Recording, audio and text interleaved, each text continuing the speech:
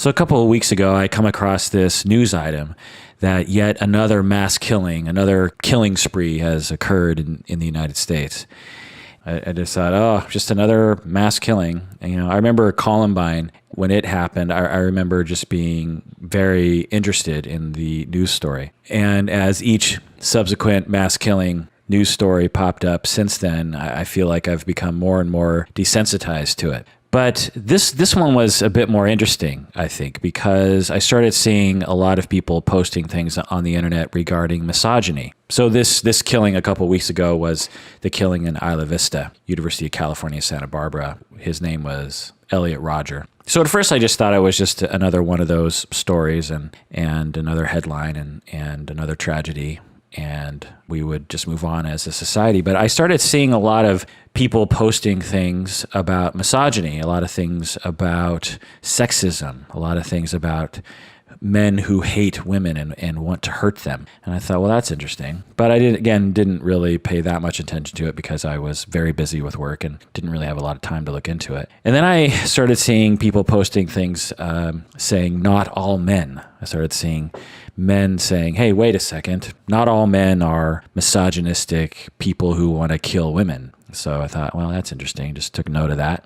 And then I saw a huge backlash on the Not All Men movement called Yes, All Women. And again, read some of that material and was compelled a little bit more about this story. And then I saw some coverage of one of the fathers of the victims of the Isla Vista killings. He was talking about gun control, and he had a very passionate speech about how we need to crack down on guns and how his son would still be alive if we had stricter gun laws. And I thought, oh, okay, well, makes sense. Another mass killing. So, we have to start talking about gun control again and gun rights. And then I started seeing a backlash against that. I saw an article written about something that Joe the plumber was saying, and how he was saying that, I don't know, something obnoxious. Honestly, I can't remember what it was. Something like, just because your son is dead doesn't mean you can take away my guns, or something crass like that.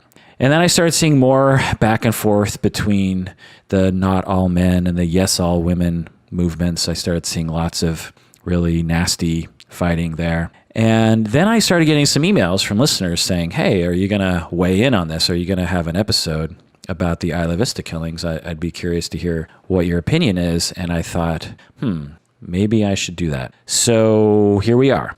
By the way, welcome to the podcast called Psychology in Seattle. I'm your host, Kirk Honda. I'm a professor and a licensed therapist. And today it's just me, and I'm going to be talking about the Isla Vista killings. So I read a lot of stuff on the internet. So take everything that I say in this episode with that in mind. I am, pretty skeptical of things I read on the internet and try to find credible sources and try to verify accounts and this sort of thing. And I try to give it a lot of thought. So it's not as if I'm just blurting out what I've read on the internet, but just, again, take everything I'm about to say with that in mind, that all my information is from the internet. I've also read a lot of opinions, and I've read a lot of psychological literature on the topic. I've read a lot of statistics, and I've compiled the following talk based on all of that. I have 24 pages of notes, and so I have no idea how long this episode is going to take. In my head, I'm guessing it'll take 5 hours. I don't know. So if you're listening, you might want to settle in, get comfortable, and get ready for a long episode. So my first reaction after reading everything was, frankly, horror. I was horrified by what I read. The killings themselves were brutal and tragic and horrific, terrible and heartbreaking. The way that the killer did it, and the planning that he had, and the videos he uploaded, and the manifesto, and the things that he said, and it all just has a particular flavor to it that is, again, particularly horrifying. The other feeling I had was sadness for the friends and families of the individuals, of the victims, and also for the friends and families of the perpetrator. The perpetrator, Elliot Rodger, seemed to have a caring family. At least that's what it seems like upon what I have available to me. The third emotion besides horror and sadness that I had was just fascination with the story. There are so many twists and turns and so many unexpected elements to this story. It really compelled me. And I thought I was just going to prepare for this episode by, I don't know, taking a couple hours to read various things.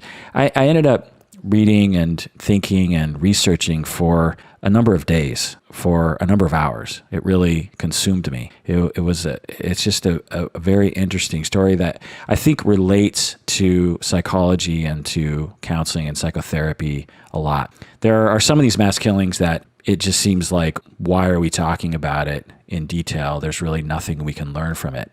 In this case, I think there is a lot we can learn from it.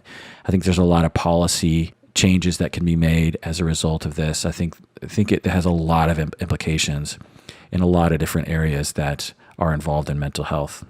So I think that was another reason why it was compelling to me. So a number of questions came up as I was reading through all the material. Questions like, why did this happen? Why did Elliot Rodger go on this killing spree? Why did it happen?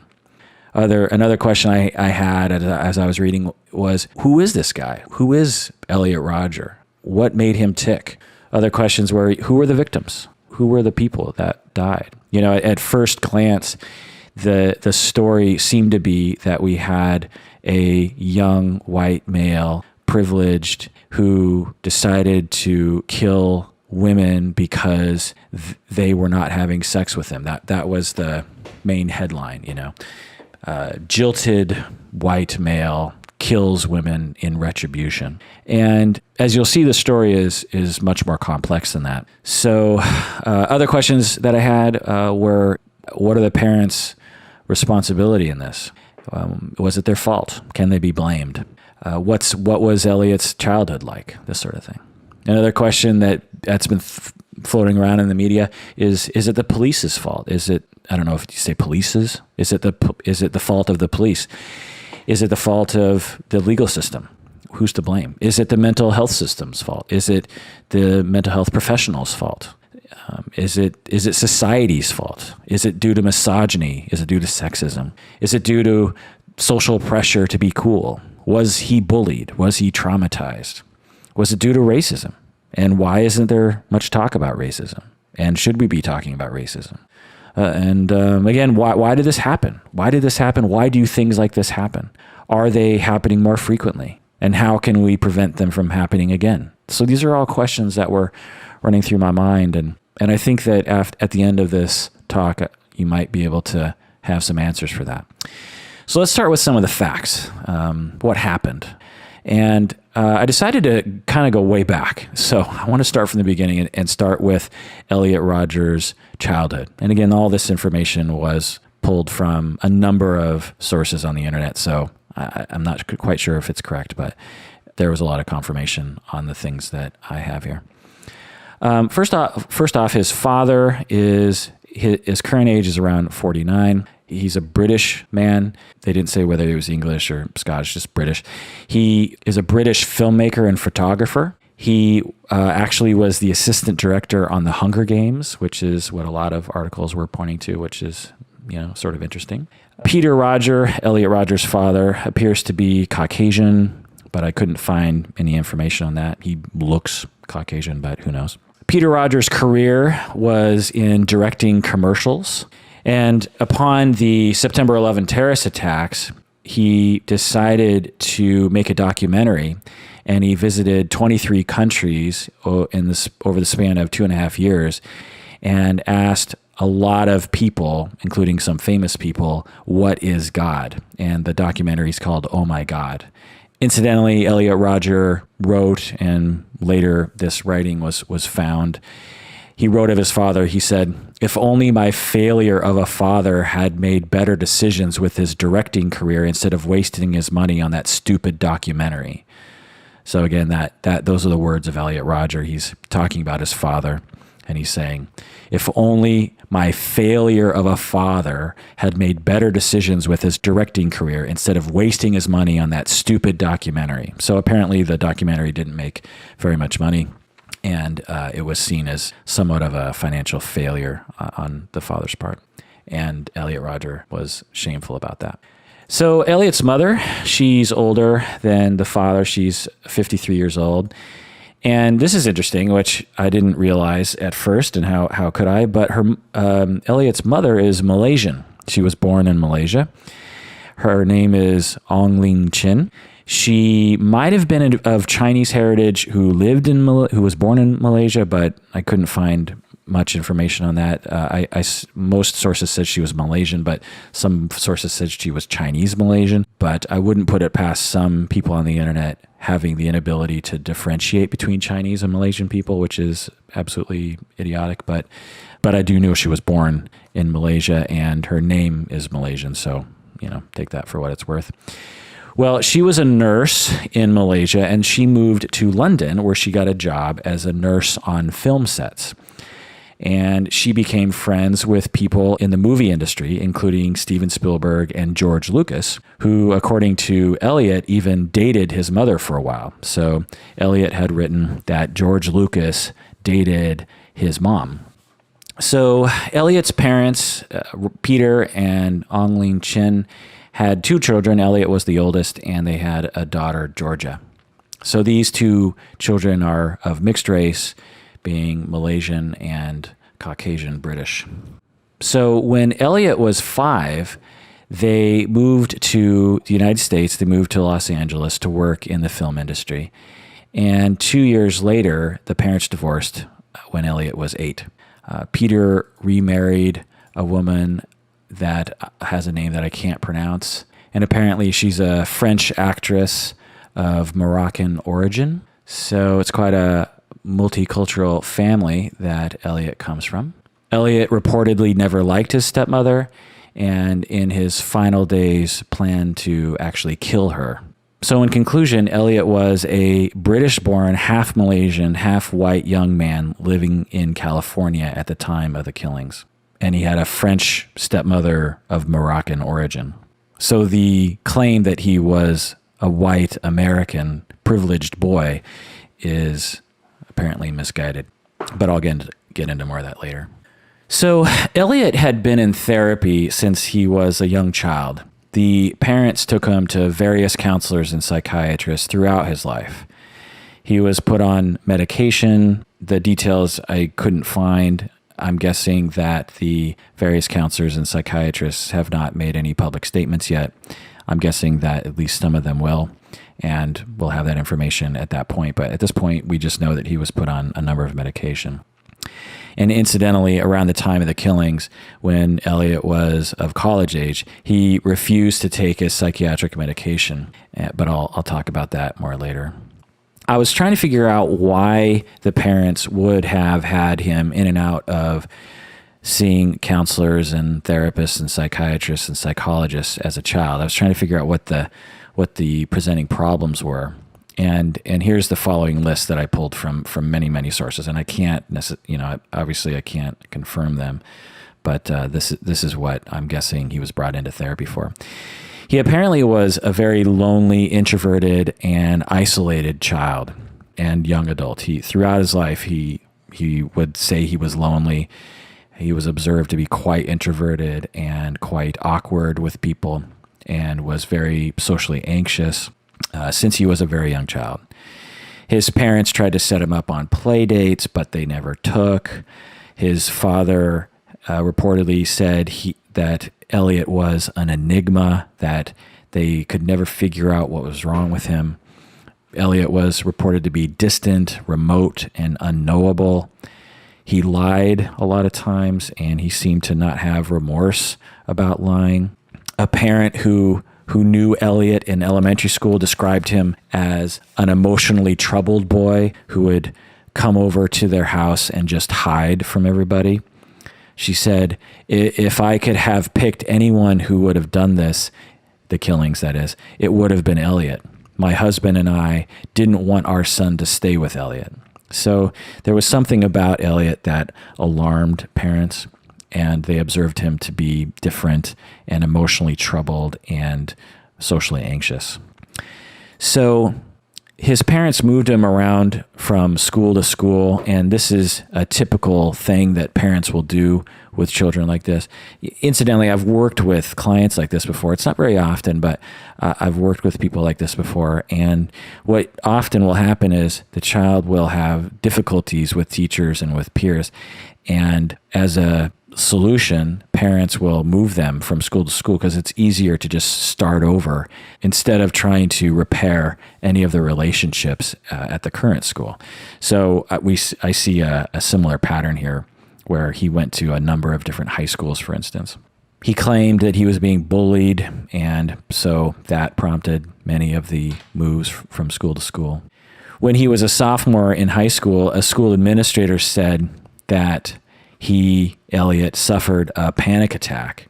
He just stood immobilized in the hallway. And a teacher went outside to get his mother, who was waiting in the car, and the mother had to come in to get Elliot to snap out of his immobilized panic attack. So it's a bit of an interesting presentation there. And incidentally, after that panic attack, he never returned to that school. His parents moved him to a new school. His parents said that as a teen, he was a loner who would never leave his room. His family suspected he was somewhere on the autism spectrum. There's some account of him being diagnosed with highly functional Asperger's syndrome as a child, but more details are needed. There's some debate as to whether or not that diagnosis was actually given by a professional or if the mother was just throwing it out there during the divorce. And incidentally, the label of mild autism or highly functional Asperger's syndrome is often applied to people like this. And also, I could say that many within my field find these diagnoses to be problematic and difficult to substantiate. When you have someone that seems to be acting a little strange and they're having some difficulties in school, Asperger's or autism, mild autism, is often one of the first things that people will throw out there as a possibility. And for whatever reason, it seems to provide comfort to people. People want to have that diagnosis. But the fact is that when it comes to mild autism, it's really hard to distinguish mild autism from something else. And honestly, it's hard to really figure out what label to apply to kids like this. And you'll find that a lot of different diagnoses get applied to children like this, but I'll get into more of that later. So in summary, it appears that his parents sent him to many, many therapists throughout his childhood and young adult life, many psychologists, many psychiatrists, many counselors, many social workers. And it looks like they were trying to address his difficulty with making friends, his difficulty socializing, his depression, his low self-esteem, perhaps his lying behaviors, although I'm not quite sure on that one. Perhaps his defiance at home. Maybe he was being defiant. I think there was some account of him being defiant, not putting his video games down, not doing his homework, that kind of stuff. He clearly had anxiety that he was probably being treated for, and he might have been treated for possible aggression as well as a child, although there's some evidence that he wasn't aggressive until much later in his life. But at the very least, there were a lot of concerns about him since he was a young child. And so again, this really was a different story than what I had initially been reading about it. The way it seemed, we just had this totally normal person who was this super misogynist and decided to act upon his misogyny and kill a bunch of people. But as we can clearly see here, he had been emotionally troubled for a very long time, and that it's much more complicated than that. So moving on to specifically in high school, again, as I said earlier, Elliot attended a number of high schools, and some of them were private. At one of the high schools, at a high school called Taft High School, he complained of being shoved against lockers and belittled by other boys in front of other girls. So right here we have perhaps the first hint of his later obsession about getting the affection of women and being envious of other boys and feeling as if people are ridiculing him in a sexual way. So he complained about being shoved against lockers and belittled by other boys, and it was particularly difficult to him because it was in front of girls. And apparently some people mocked him for his small stature. He was, by his account, 5'9" and 135 pounds. Personally, I wouldn't call a 5'9" person small. I would call them average, but apparently he had some kind of complex around that and thought that people were mocking him or actually experienced bullying because he was quote unquote small. He wrote about one person taunting him as an average looking manlet. I've never heard that expression before, manlet, manlet, manlet, an average looking manlet, which is, not a nice thing to say to somebody. And Elliot wrote that he responded to this person by saying, "I am a drop-dead gorgeous, fabulous, stylish, exotic gem among thousands of rocks." So I just want to repeat that. This is what he said, that, his response was, "I am a drop-dead gorgeous, fabulous, stylish, exotic gem among thousands of rocks." So it's an interesting response to that.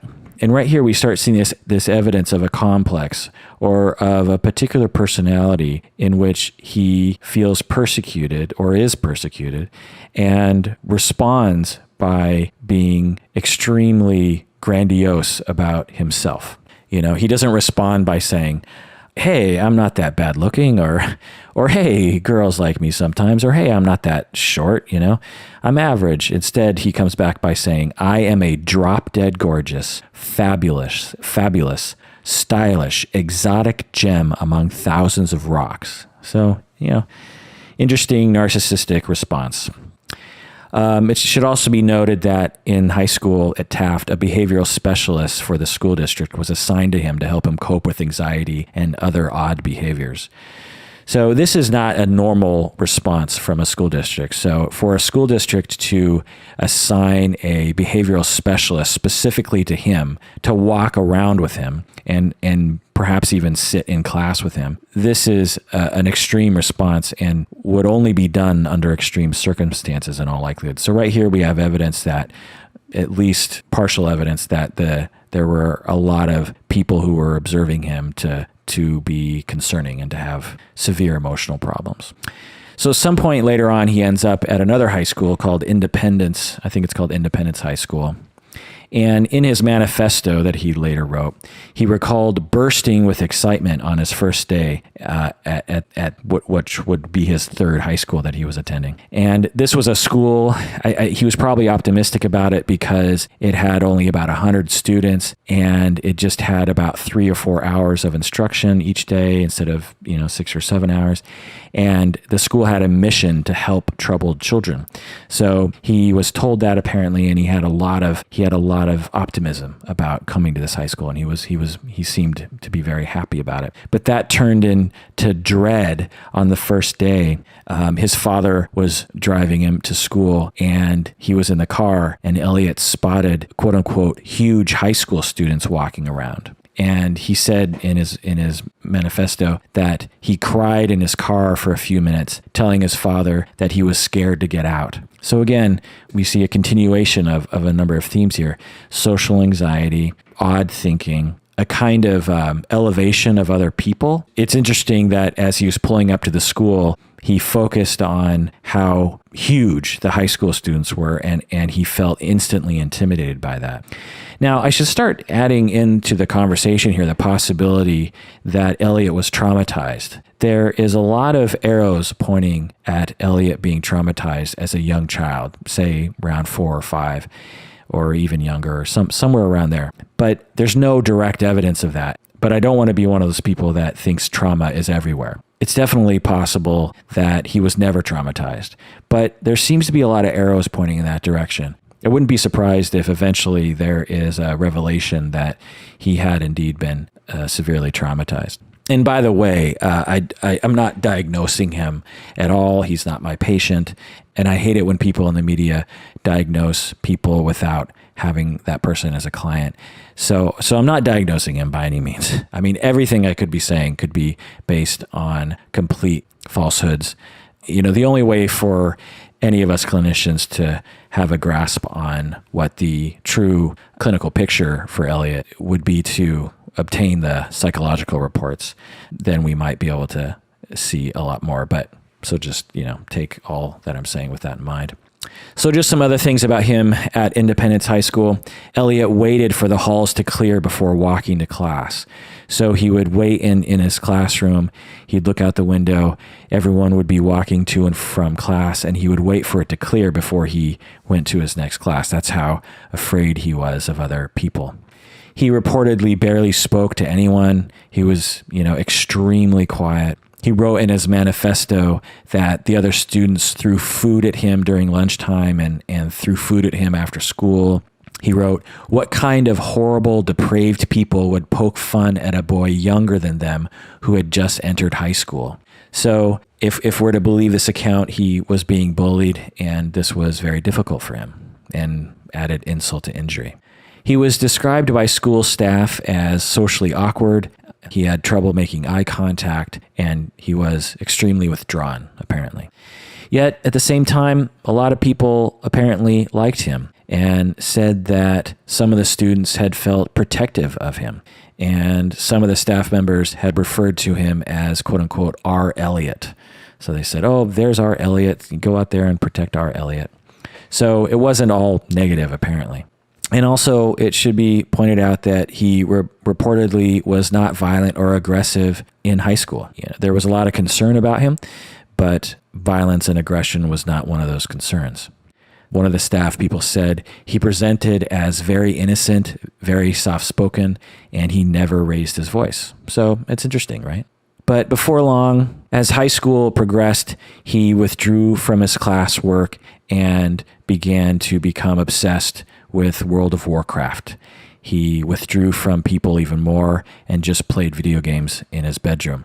And this is, again, a very common presentation that I see in clients like this. I see a lot of young men who will have trouble in school and socializing and with their family. And at first in high school, freshman, sophomore year, they're still basically trying. But by junior and senior year, it seems to reach a tipping point, maybe halfway through their sophomore year. And they, a lot of times, will just give up on school. They start to skip school. They stop turning in their homework. They withdraw a lot. They refuse to participate in family get-togethers and this sort of thing. And they just sit in their room and play video games all the time. So I certainly have seen this before. And that's another reason why this story is so compelling to me, because I have seen children like this before in my practice, and it makes me really want to know this story even more. Also, he reportedly fought with his stepmother when she told him to get offline. So his stepmother was really trying to get him to do his homework and get away from the computer, and he and her would fight a lot about that. And again, very typical story that I hear in my practice. All right, so now let's go on to when he entered college. It is now 2010.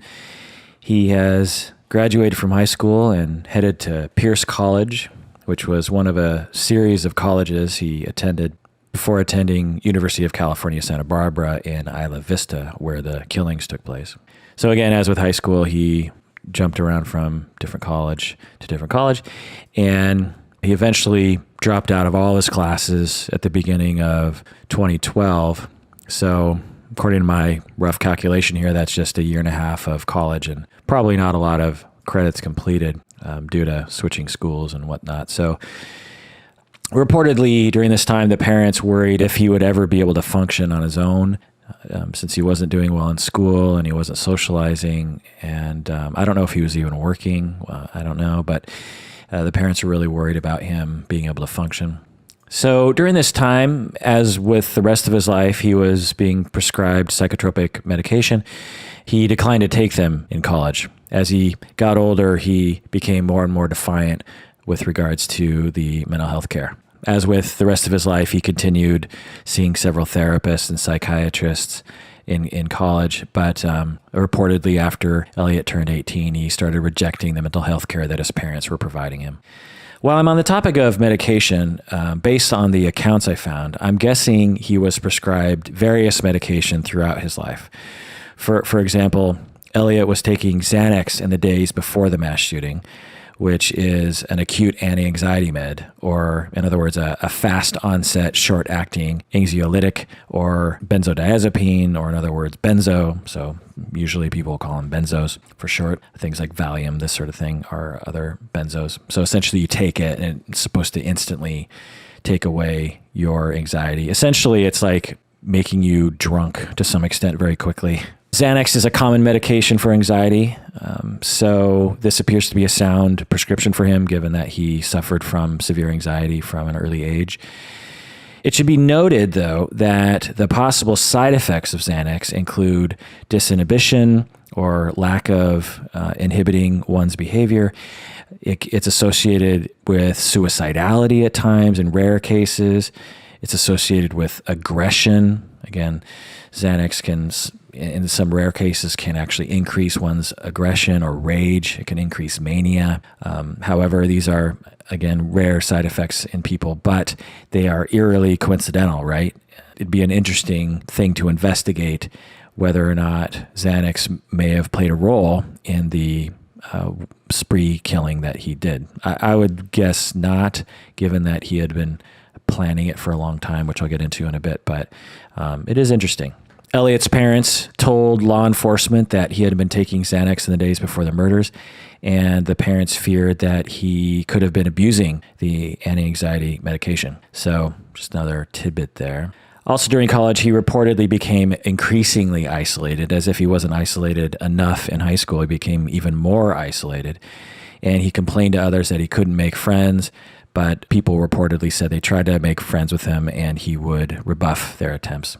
Also, his writings and internet videos became increasingly bitter. He seemed to become more and more angry. He apparently began to resent the students in the tight-knit Isla Vista community. So apparently Isla Vista is a very small town of about 23,000 residents, and about half of the people that live in the town attend University of California, Santa Barbara. And apparently he began to resent that tight-knit community. He also showed that he viewed himself narcissistically as God's gift to women. He thought of himself as a catch, and he hated attractive women whom he believed had been spurning him. He also started expressing his hatred toward men who had success with women. This was a pretty major theme throughout his time in college and eventually culminating in the killings. During this time in college, his life appeared to be conducted entirely online. He, again, stopped attending school. He stopped going to therapy, and he appears to just have been staying in his apartment playing World of Warcraft. He also went online to online forums and would communicate a lot. For instance, one of the sites he went to is called PUA Hate. PUA Hate. It's an online forum where participants rant against pickup artists who have more success with women. So PUA Hate is pickup artist hate. So again, it's the hatred of pickup artists. And the community of pickup artists, it's actually a community. It's actually kind of a movement among men that are trying to pick up women. And if anyone saw the TV show that Mystery, he was on this, there's this guy that named himself Mystery. There's this whole community. It's very interesting. I actually would love to do an episode on the pickup artist community because I find it to be a fascinating topic. I had a client who was very much into this community, and so we had a lot of talks about it, and so I have a lot of opinions about it. So Elliot Rodger, on this website called PUA Hate, he expressed his disgust at women. He questioned how women could have resisted him. Also on the site, some of the members identify as incels, or in other words, it's a abbreviation for involuntary celibates. In other words, people who are not having sex but want to have sex. Apparently, there's a movement among people who are unwillingly celibate, and they call themselves incels. So on this site, in the forums, he urged other incels to fight back and make women fear them. He would rant about how all of us incels need to rise up and make women fear us, and we need to make them have sex with us and these kinds of things. So sometimes others on this site would express solidarity with Elliot. They would say, yes, we need to do these sorts of things. But most of the time, people would criticize him for being desperate, insecure, entitled, bitter, and whiny. So as we can see, he was expressing his odd opinions early years before the killings, and people were reacting negatively against him during that time, even on the internet, which is surprising given the way people express themselves on the internet. So that brings us to 2011, 3 years ago. This is when he reportedly started to plan his killing spree. So this is interesting. So it wasn't just a sudden event that happened. He had been planning this killing spree as far back as 3 years ago. So it's just interesting. A year later, in 2012, he started purchasing handguns, and he, again, stopped seeing a psychiatrist. So 1 year ago, 2013, in July of 2013, there's this interesting event that was reported a lot on. It was July 20th, 2013. He went to a party and apparently tried to shove women off who were sitting on a ledge. So apparently he's at a party and there are a number of women near a ledge, and he was trying to shove them off. And he wrote about this. He said that he couldn't shove the women off of the ledge, and then several men intervened and pushed Elliot off the ledge instead, and he injured his ankle. He wrote that he felt a snap in his ankle followed by a stinging pain, and he tried to get away from there as fast as he could. But later, quickly, he realized that he had left his Gucci sunglasses at the party, and Elliot returned to retrieve them, but some of the people he had tangled with before began mocking him and calling him names. Then they apparently dragged him into the driveway and beat him up. This is his words. When he got home later that night, one of Elliot's neighbors stated that he saw Rodger come home crying, and said that Elliot claimed that he was going to kill the men who attacked him and then commit suicide. So this is a year before the killing spree, and we see him doing strange things, trying to push people off a ledge, which it's hard to imagine why someone would do that. And then some other men trying to presumably protect the women, push him off the ledge, and he hurts his ankle. He's humiliated. He comes home. He's crying, and he says he's going to kill all those guys, and he's going to commit suicide after. Actually, Elliot called the police on the men when he got home. He wanted to report the men to the police, and he told investigating officers that he had been assaulted, but the police officers apparently determined that Elliot himself might have been the aggressor, and the police decided not to press charges as a result.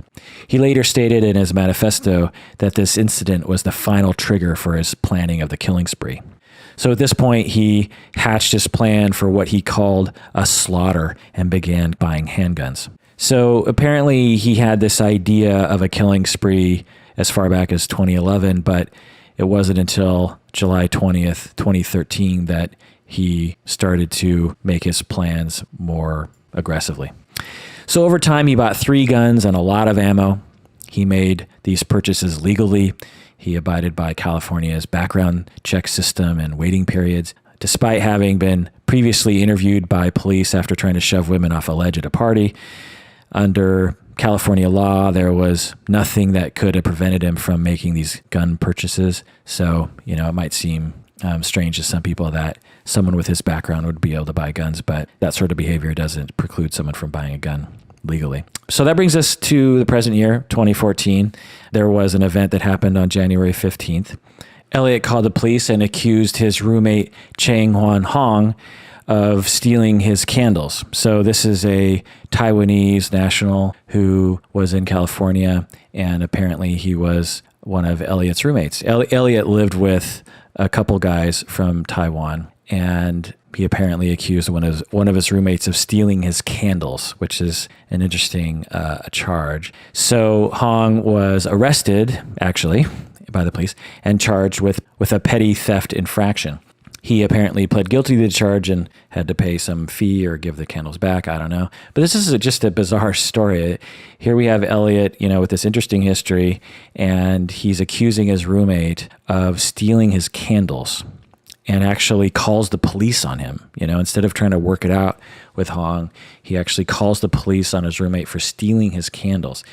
And another weird thing is that they stayed roommates after that. I'm just thinking, if one of my roommates accused me of stealing his candles and someone was like Elliot, I would imagine I would try not to live with that person anymore. But I don't know the circumstances. There's not a lot of details about this. But Unfortunately, Hong would later become one of Elliot's initial stabbing victims, but I'll get into more of that later. So it's just another bizarre element to the story. I don't know what to make of it.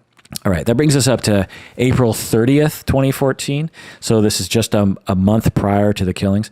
And this is the infamous police visit to his apartment. So again, this is an infamous event in the media and will likely be the cause for many lawsuits by the victims' families.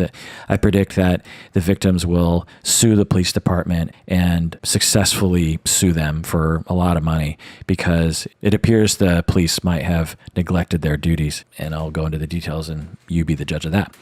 So again, this is a month before the killings, and Elliot had been uploading several videos that were becoming increasingly more concerning to people. And his parents were viewing all these videos because Elliot has a YouTube channel, and so they would check in on him, and his videos became quite concerning. And so they called his therapist. They said, look, Elliot's been posting these concerning videos on YouTube. So the therapist watches the videos and determines that they are indeed very concerning.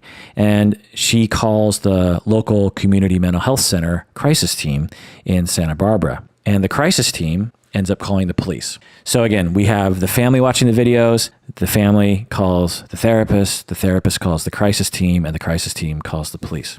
And I just have to say, as a clinician myself, this is a pretty unusual event. I've had a lot of clients and a lot of parents and a lot of people present a lot of behavior that many might think is quite concerning, but really there's a pretty high threshold for a therapist calling the authorities. Therapists really have to believe that something is imminent, that someone is going to die soon. It can't just be like subtle threats of suicide or subtle threats of aggression. It has to be something that the therapist believes something's going to happen now, and if we don't act now, something's going to happen. So the police are called, and 6 different police officers go to Elliot's apartment. 4 different sheriff's deputies and a university police officer, along with what they're calling a dispatcher in training, which I'm not sure if that's a police officer or some other sort of staff person. But anyway, there's 6 different people. Apparently, typically in a check the welfare call or a welfare check call is what they're calling it, only 2 deputies would respond. But however, in this case, deputies who were not assigned to the call, but were familiar with Elliot as a victim in the January 2014 petty theft case, also decided to respond for some unknown reason. So again, we have normally just 2 officers would come, but since the police were already aware of Elliot, they decided to double up and then triple up. So they had 6 different people. And again, just to put this in context, police officers around the country get calls like this all the time. They're pretty routine. And I would imagine that most of them are innocuous, meaning that the police end up not hauling someone away. So again, just to highlight this, the police, this particular police visit has been focused on by the media. Many say that if the police had done their job in this moment, the murderer would have been caught prior to the day of the murders, and the murders never would have happened. So when the police arrived at Elliot's address, they contacted him outside his residence. He came out of his residence and they talked with him outside of his door. And apparently they found him to be, quote unquote, shy, timid, and polite. When questioned by the police about the disturbing YouTube videos, Elliot told him he was having trouble fitting in socially and the videos were merely a way of expressing himself. Based upon this, the police concluded that Elliot was not an immediate threat to himself or others, and that they did not have cause to place him on an involuntary mental health hold or to enter or search his residence. Again, the deputies determined he did not meet criteria for an involuntary detention. Therefore, they did not view the videos or conduct a weapons check. A sheriff's deputy on scene called Elliot's mother and briefed her on the situation. He then passed the phone to Elliot so he could speak to his mother directly.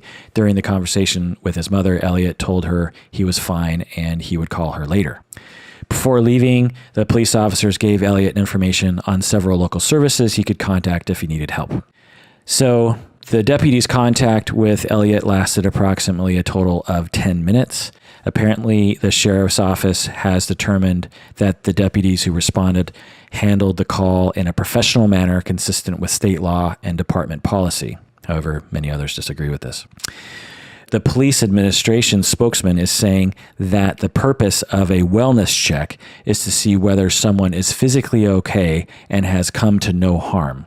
However, many experts say that this is not true, that a wellness check is not simply to see if someone is physically okay. They say a wellness check is a check on whether or not someone is going to harm someone, which is a quite different evaluation, right? So apparently a wellness check is performed when a mental health professional's concern about a patient is so severe that he or she decides it is an emergency and that the person should be evaluated by a psychiatrist right away. So this is quite different than just checking on him to see if he's okay. So again, this is why people are having a lot of issue with this, because the police just walked up, knocked on his door. Elliot comes out. They have a short conversation. He doesn't seem to be a quote unquote raving lunatic, and they just go home. But what would have happened if they would have viewed the videos?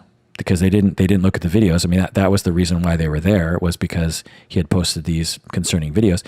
So they probably should have looked at the videos. They probably should have called the parents and the therapist. The police could have called them and said, so what were you worried about? I mean, they get this call and they just show up and they ask Elliot, is everything okay? And Elliot says, yeah, I'm fine. And then they go home without investigating at all. And they also should have looked around his apartment. According to Elliot's own writings, if they had searched his place, they would have discovered his weapons and other elements of his plans for the quote unquote day of retribution.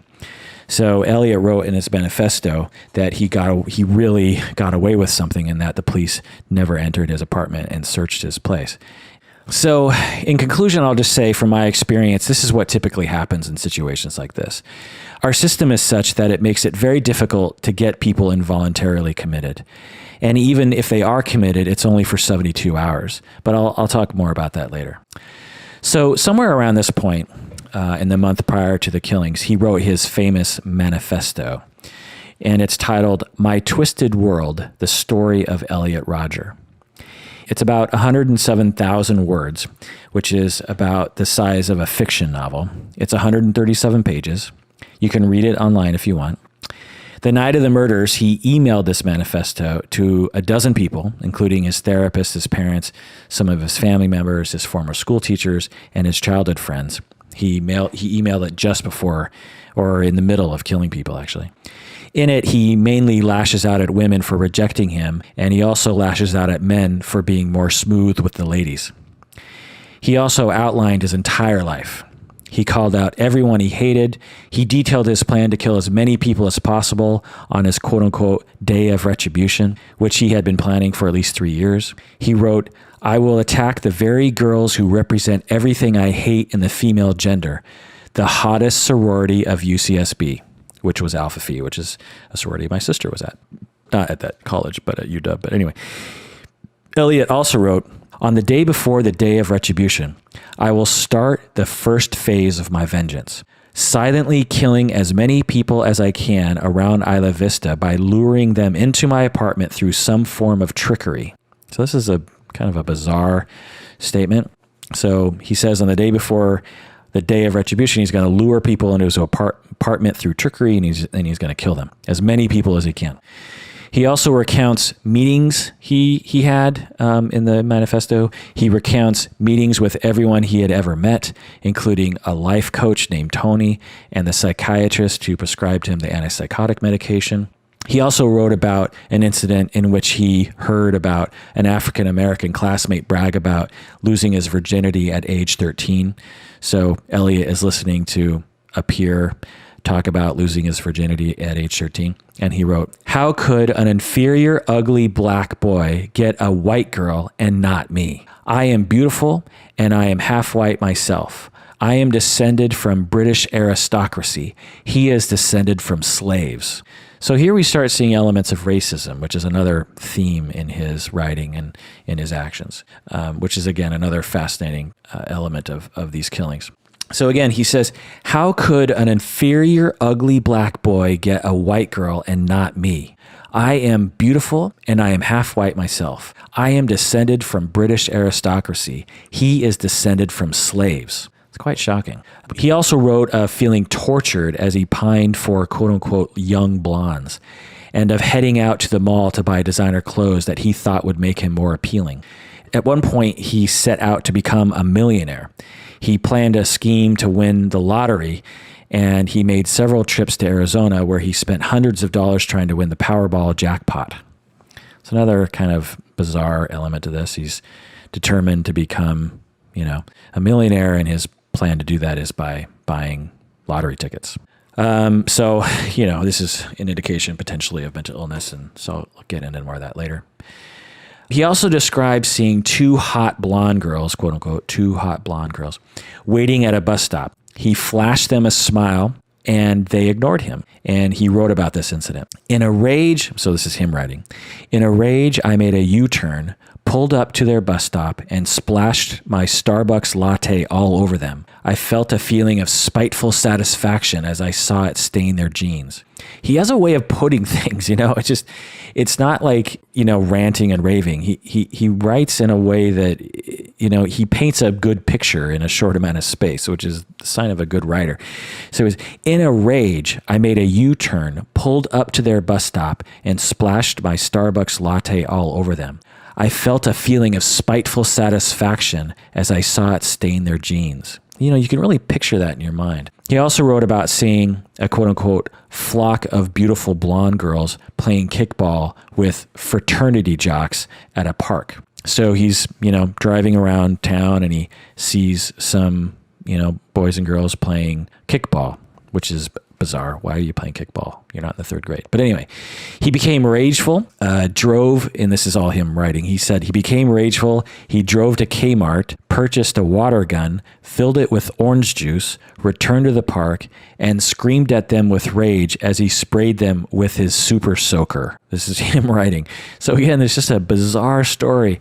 So, he sees people playing kickball, and he's jealous of them, and he becomes rageful. He goes to Kmart, buys a super soaker, fills it with orange juice, returns to the park, screams at them with rage, and sprays them with orange juice. I mean, I just can't imagine what that must have looked like to the people. This random guy pulls up and is so angry at them, and you're thinking, oh my God, is he going to kill us? He's got a gun, and he sprays them with orange juice. Now, to me, these stories seem very odd, I don't know about you. And they also seem possibly fictional. So it's possible that he could have been making these stories up. It's also possible that it could have been part of his delusion. It's hard to tell. I mean, they're right on the edge of that situation where you could almost see it happening, but you could also see it being a little bit too bizarre. So again, there are hints of psychosis here, but they're only hints. So as the day of the killing spree approached, there were signs that he was planning this day of retribution. He had been posting various videos around the internet that were getting increasingly more concerning to people. And someone on the internet responded to one of his videos and said, "I'm not trying to be mean, but the creepy vibe you give off in those videos is likely the major reason that you can't get girls." So there are people that were responding to him. And Elliot responded to this comment by saying, "My parents discovered the videos, so I temporarily took them down. They will be back up in a few days, along with more videos I've filmed." So it's just interesting that well before, days before or weeks before he ended up killing people, he was already seemingly decided that he was going to do it. But it's kind of hard to tell. So now we're up to the day just before the killings. It's May 22nd, 2014. This is 2 weeks ago. It's a Thursday. He started uploading a bunch of videos. In the videos, he's listening to music in his BMW and driving around on a sunny evening in Santa Barbara. It's a beautiful town, it looks like. He's videoing himself in sunglasses. He's just driving around, occasionally talking and striking poses. He's making kissy faces at the video camera. I find it interesting that in the videos, he's pretty much exclusively listening to 80s pop music, which is music from my childhood. Like he's listening to Whitney Houston, How Would I Know? He's also listening to Walking on Sunshine. He's listening to that Belinda Carlisle hit that she had. And he's also listening to George Michael, Father Figure. It's just a bizarre juxtaposition seeing him the day before he is doing the killings and just driving around town and occasionally talking to the video camera, and then this 80s music is in the background. You know, the more and more I think about it, I wonder if he was copycatting American Psycho the movie. There's actually a lot of American Psycho coincidences here. But anyway, so there's an infamous final video that he recorded the day before the killings. So he recorded the video just the day before, but he uploaded the video during the killings. So I just thought I would just play it because you really just have to hear his voice. So I'm just going to play it now. Hi, Elliot Rodger here. Well, this is my last video. It all has to come to this. Tomorrow is the day of retribution. The day in which I will have my revenge against humanity, against all of you. For the last 8 years of my life, ever since I've hit puberty, I've been forced to endure an existence of loneliness, rejection, and unfulfilled desires, all because girls have never been attracted to me. Girls gave their affection and sex and love to other men, but never to me. I'm 22 years old, and I'm still a virgin. I've never even kissed a girl. I've been through college for 2.5 years. More than that, actually. And I'm still a virgin. It has been very torturous. College is the time when everyone experiences those things such as sex and fun and pleasure. But in those years, I've had to rot in loneliness. It's not fair. You girls have never been attracted to me. I don't know why you girls aren't attracted to me, but I will punish you all for it. It's an injustice, a crime, because I don't know what you don't see in me. I'm the perfect guy. And yet you throw yourselves at all these obnoxious men, instead of me, the supreme gentleman. I will punish all of you for it.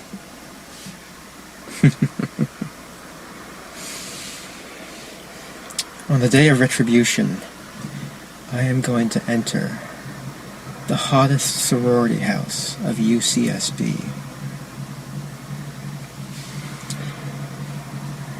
And I will slaughter every single spoiled, stuck-up, blonde slut I see inside there. All those girls that I've desired so much, they would have all rejected me and looked down upon me as an inferior man if I ever made a sexual advance towards them, while they throw themselves at these obnoxious brutes. I'll take great pleasure in slaughtering all of you. You will finally see that I am, in truth, the superior one, the true alpha male.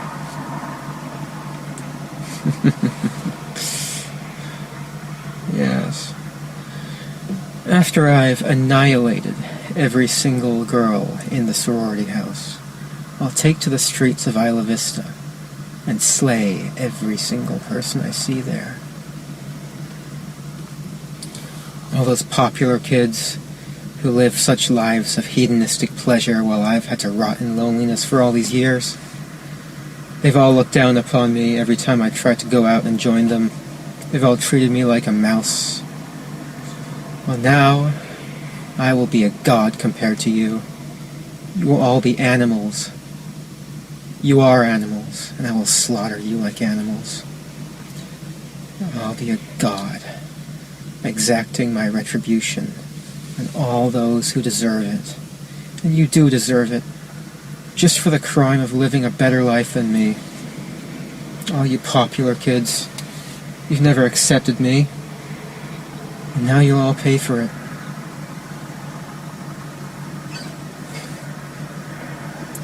Girls, all I've ever wanted was to love you and to be loved by you.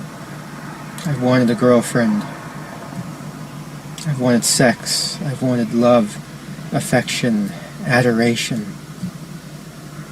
But you think I'm unworthy of it. That's a crime that can never be forgiven. If I can't have you, girls, I will destroy you.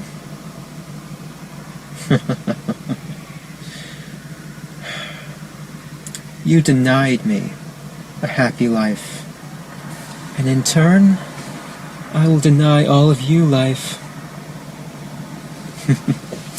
It's only fair. I hate all of you. Humanity is a disgusting, wretched, depraved species. If I had it in my power, I would stop at nothing to reduce every single one of you to mountains of skulls and rivers of blood. And rightfully so. You deserve to be annihilated. And I'll give that to you. You never showed me any mercy, and so I will show you none.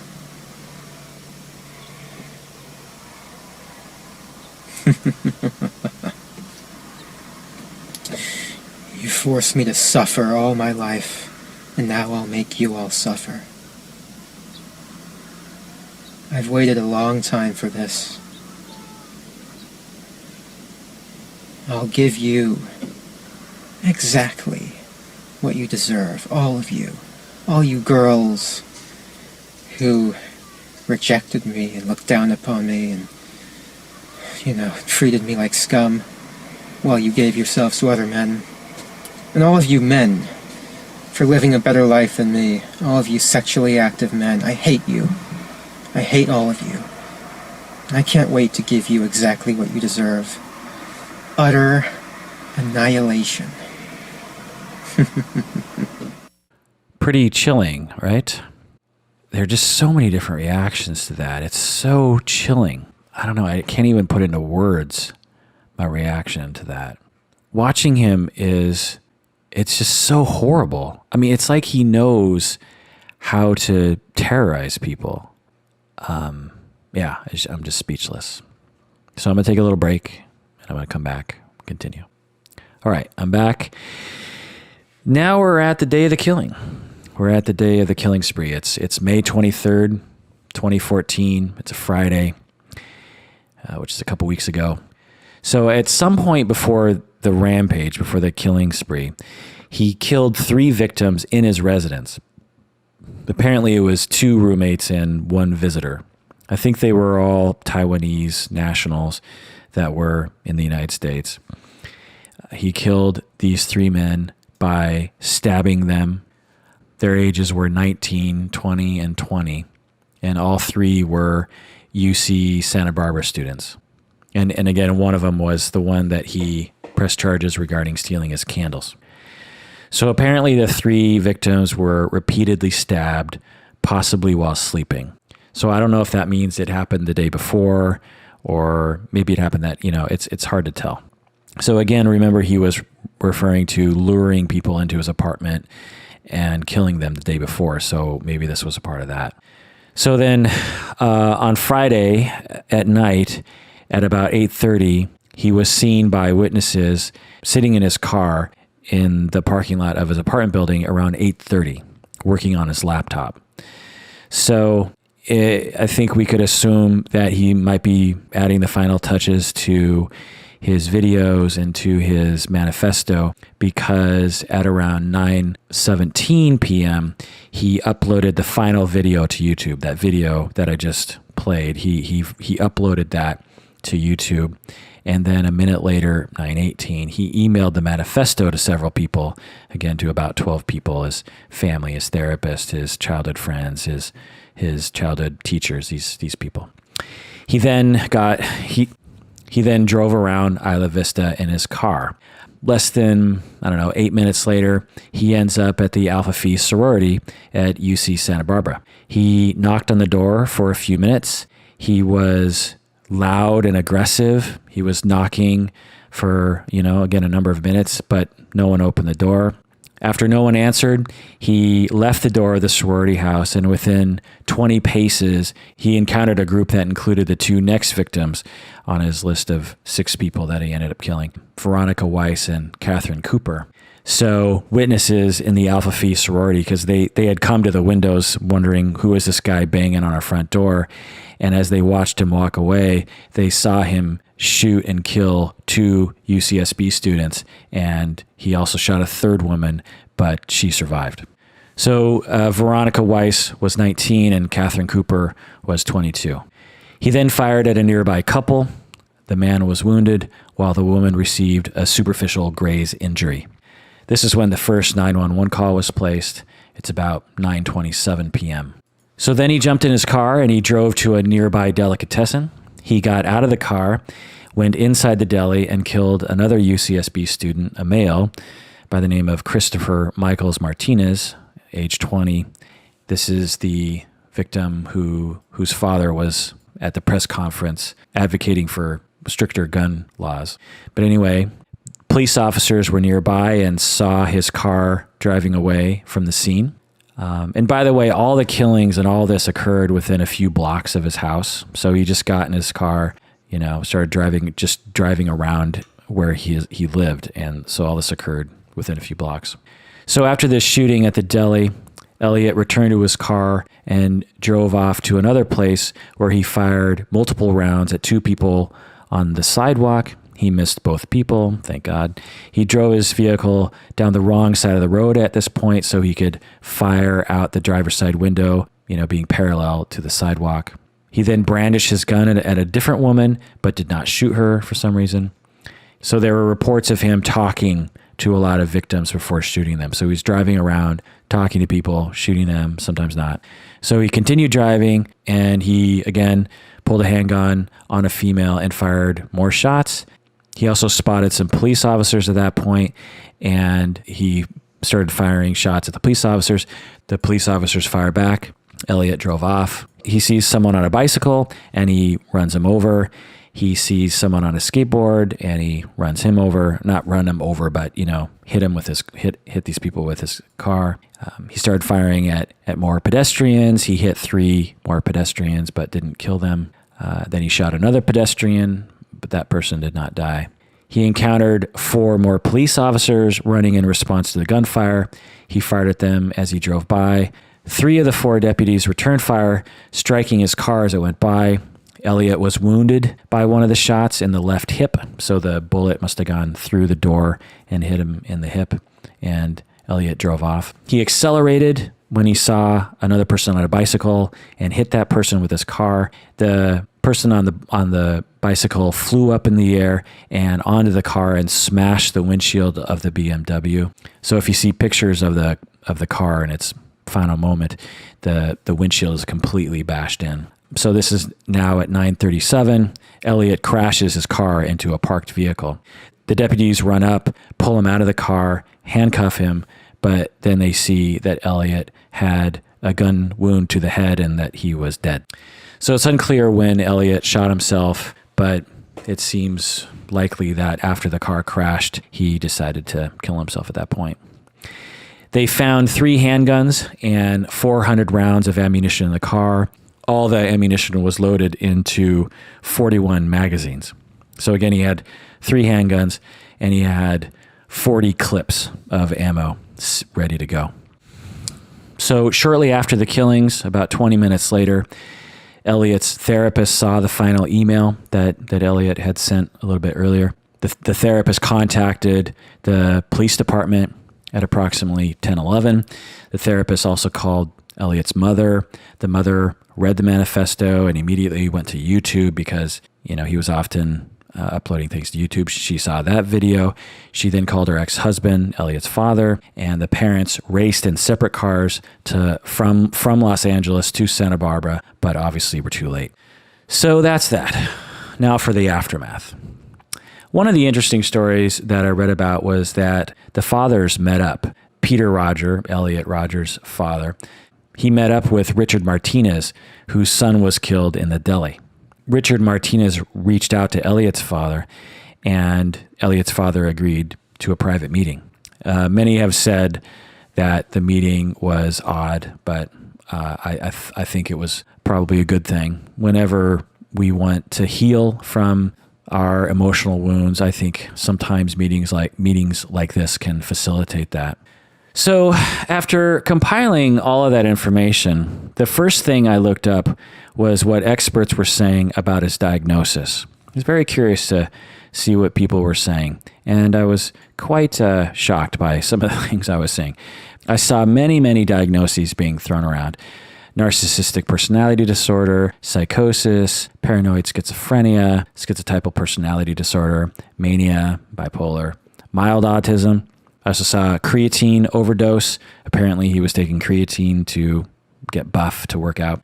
I saw many people writing about how he was an obvious manifestation of misogynistic Seth Rogen movies. So if you know who Seth Rogen is and Judd Apatow, they were accused of having propagated certain cultural understandings that led to this killing. Seth Rogen and Judd Apatow actually fought back on these accusations. Also, another pseudo-diagnosis given by a psychologist, actually a licensed psychologist, who was being interviewed on Fox News. This psychologist diagnosed him with, quote-unquote, unsatisfied gay tendencies. So I don't know what that's all about. So personally, I don't like to diagnose from afar, but after reviewing all the documents and the videos, I thought I might provide the following tentative commentary. I'm guessing he would have been puzzling in an assessment because he does not fit neatly into any particular diagnostic category, in my opinion. And again, I should couch all of this in the reality that if you presented the same data to 10 different clinicians, you would get 11 different opinions. So regarding autism, if he was autistic, it was a very mild case. But I don't know why that diagnosis would be necessary given his other presentation. He certainly didn't seem autistic to me. I mean, if you hang out with people who are diagnosed with autism, there's a certain way that they tend to act, and he didn't present that way. It's possible. I mean, I could see someone making a case that his social anxiety and his perseveration and his inability to socialize could all be evidence of mild autism, but it seems like a stretch. And plus, politically speaking, I think it's a little strange that society and some clinicians are so quick to apply very mild autism to people like this. I think it's, for whatever reason, it's more palatable to parents to imagine that their child is mildly autistic than some of the other possible diagnoses. I don't know what the deal is. And it should be noted that the nature of mental illness is not a hard science. When we are evaluating people, especially people that don't fit neatly into one of the diagnostic categories, there's a lot of guesswork and a lot of people saying, well, he fits the criteria, those kinds of statements. It's not like medicine where if you have a tumor, you can find it. You know, if you have a tumor, you can see it in imaging, or you can actually open up the body and see the tumor. When it comes to mental illness, there's nothing to see. You just have to go off of self-report or certain tests that are correlated with particular things. And a lot of it is socially constructed. You know, a lot of what we consider to be particular mental illnesses are constructed socially. We invent them. We see particular things and we apply labels to them. But the particular disorders have been argued to actually not exist, if that makes any sense. I won't go into that too much, but anyway. So regarding narcissistic personality disorder, he certainly fits several criteria, but clinicians need a lot of face-to-face time with a patient before making such a diagnosis.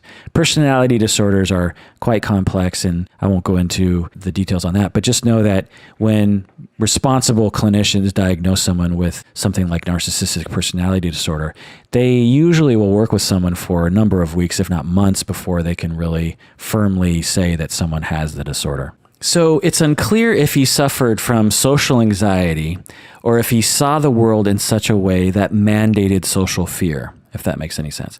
So social anxiety alone, if someone's just suffering from what we call social anxiety, the individual will often see it as excessive and irrational. They'll say, I'm very shy or something, they'll say something like that. They'll recognize that their anxiety is probably excessive. But he did not appear to have that judgment. He appeared to have an odd point of view of what other people were thinking, and that might have led to his social anxiety. So there's evidence in the record that throughout his childhood and adolescence, he had a lot of social anxiety. He isolated himself, and he was very awkward around people, and he was terrified of people. And so if he just had social anxiety, in all likelihood, he would have been able to say to himself, well, I'm just a very shy person, and I'm very introverted, and I have trouble talking to people. That's what people with social anxiety will say. But there's another group of people that if you believe that people are evil, if you believe that people are out to get you, then that will make you very afraid of them, naturally. So the fear is rational. The fear is normal given the way that you see the world, which is not normal. So if you see the world in a not normal way and it produces normal anxiety, then you wouldn't call that social anxiety. You would call that an anxiety associated with some other disorder. But again, it's really hard to tell. And again, I'm not diagnosing from afar. So this would be more akin to a delusion. If you had a delusion that society was out to get you and you were afraid as a result of that, then the diagnosis would be a delusion or psychosis or something along those lines. You wouldn't necessarily diagnose the person with social anxiety. So one approach to cases like this that are difficult to pigeonhole into a particular diagnosis is to just list what we see and not try to fit them into one of the limited number of DSM-5 diagnoses that are available to us. So let's assume that his videos, his manifesto, and his online activity were all an accurate representation of the way that he thought. Now, that's an assumption that we can't really confirm. It's possible that he was lying the whole time, but let's just assume that these videos and the manifesto and all his online activity were an accurate representation of what was going on in his mind. But again, we can't assume that. So we see that he was extremely socially anxious from an early age, and no matter how many therapists he went to, he remained anxious, if not became more anxious. So we can make that observation. He had a very odd way of thinking about social situations, as we can see. For instance, remember the story of him driving up to the school, and he's very optimistic. It's a special school for special kids, and it's a small school, and he's very excited. And without even getting out of the car, he just sees the other high school students, and he's terrified at how huge they are. Now, unless these, kids were somehow off the curve in terms of their body size, I'm guessing they weren't. I'm guessing they were average. And if we, again, consider that he was average, if not just slightly below average size, then, that's a strange reaction to have. Again, there's a possibility here that he was traumatized and his PTSD was triggered, but we don't see any direct evidence of that. So in lieu of any kind of PTSD, we see here that he had an odd way of thinking about social situations. Everyone, when they pull up to a high school, is a little bit afraid. They're a little bit like, oh God, are they going to accept me? What's going to happen? But his reaction was really quite severe. And again, it wasn't that he was saying, oh boy, I'm shy, I don't know what to do. He had a way of looking at other people as if they were going to harm him. And again, is it PTSD related, or is it some kind of thought problem? Another thing that we might be able to say based on things that we see on the internet is that he was paranoid about the way others viewed him. He thought women were purposely denying him their bodies for sex. He said this many, many times in the video and his manifesto. For instance, one of the quotes he said was, "Why do women behave like vicious, stupid, cruel animals who take delight in my suffering?" So this is a very odd way of looking at the situation. He's 22. He stated in the video that he's never even kissed a girl. And there are many different ways of looking at that. Again, most people in situations like that would just look like, well, I'm a loser, or girls don't like me, I'm not interesting. That's what you'll hear people say. But instead, he says, women are vicious, stupid, cruel animals who take delight in my suffering. So he really sees women as purposefully denying him sex and attention and taking delight in his suffering. That's a very odd way of looking at things, don't you think? So he had additional odd views about others, odd beliefs, and this is all indicative of schizotypal personality disorder. This is a very difficult disorder to describe. I've worked with people with schizotypal personality disorder. It's not a very easy diagnosis to talk about. And again, it's just a set of behaviors that we observe in people and then we label it. At this point in our neuroscience, we can't really say that it's something, that it's a medical condition. It's just we see a set of symptoms and we say, well, it kind of looks like this. And so that's what this is it kind of looks like schizotypal personality disorder. But again, it's a complicated disorder, requires a lot of observation. And, I'm not saying he had that because, again, I can't diagnose him, but the things that he's presenting seem to point in that direction. People with schizotypal personality disorder will think very odd thoughts about other people that result in them being almost paranoid about what other people think about them socially. The way that I like to describe it is that it's in the direction of psychosis. It's like a mild delusion that other people hate them and other people think that they are ridiculous in some way. And what happens as a result is the individual is extremely socially anxious, which we might see in this case of Elliot. If a shy person walks into a therapist's office and says, boy, I have a really hard time socializing with people. I have no friends, and I've always had difficulty talking to people. Well, after a few sessions, the therapist says, well, let's look at some of your assumptions here, Why do you suppose it's so hard to, make friends? And the client might say, well, I'm a very uninteresting person. I have nothing to say. And the therapist will say something like, well, tell me about yourself, tell me. The client tells the therapist about, their life, and the therapist says, actually, you seem like an interesting average person and could have things to say at a party. It's just that you think you don't have anything to say, and so you choose to believe that, and that leads to you having social anxiety. And the person might say, well, maybe you're right. Maybe I do have something to say. So that's in a nutshell the way that social anxiety will present in someone's office. It has some malleability to it. There's some flexibility. The client might be extremely anxious, but is willing to listen to counter arguments to their assumptions about what is happening. And they can become convinced, especially through practice socially with other people, they can become convinced that a lot of their assumptions are in fact inaccurate and that their social anxiety was based on a lot of irrational cognitions. But what makes it a personality disorder is that they are not easily convinced. In fact, they might not ever be convinced. It's just the way that they see the world. And no matter how much you point out that their ideas about other people are potentially irrational, they will not believe you. It's just how they see the world. It's so entrenched in their personality, they cannot be convinced otherwise.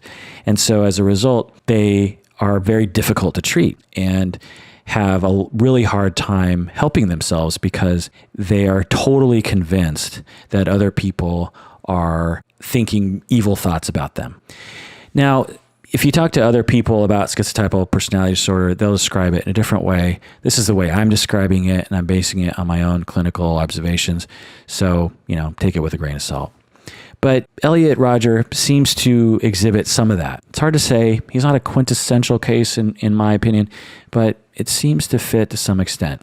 So in addition to him being socially anxious and potentially schizotypal, he was also very narcissistic and entitled. Again, if we're going to take his manifesto and his video as an accurate representation of how he thought, he presented a lot of narcissism and a lot of entitlement. I think anyone would agree with that.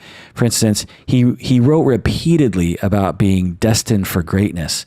And he stated that, quote unquote, I am the ideal, magnificent gentleman. And you heard him say these sorts of things in the video that I played. So this is what we call in the business narcissistic and entitled. He also believed that he was the one who needed to impart justice on the world. So this is another element to his personality. He thought of himself as the one person that needed to make things right.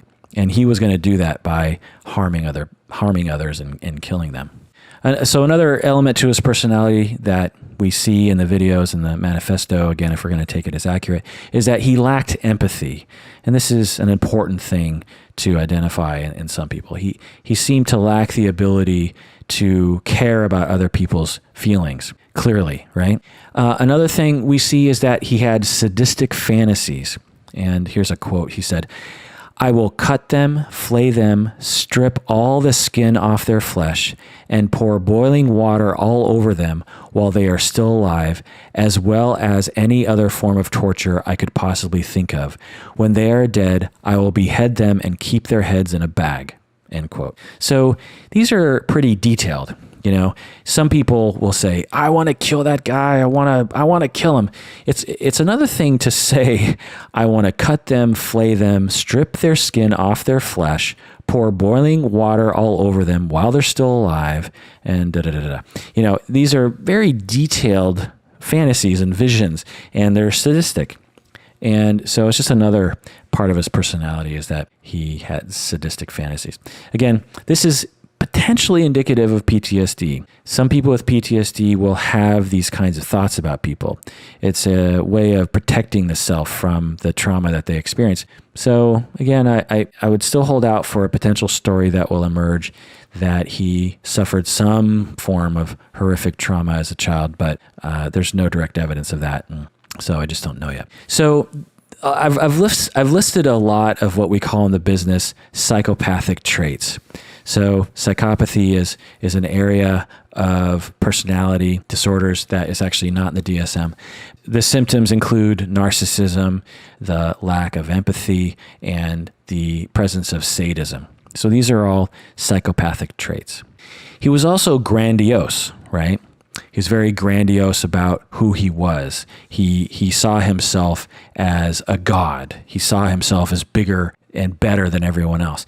And here's another quote from him. He says, "Humanity has never accepted me among them, and now I know why. I am more than human. I am superior to them all. I am Elliot Rodger, magnificent, glorious, supreme, eminent, divine. I am the closest thing there is to a living God." And he goes on, "Everyone will fear me as the powerful God I am." So it's, he's not really beating around the bush here. This is quite grandiose. Seeing yourself as a god and superior to all other human beings is a grandiosity, right? And this is indicative of some people with psychopathy. It could be indicative of someone who's schizotypal, and it could be also indicative of someone who's manic, someone who is bipolar and experiencing mania.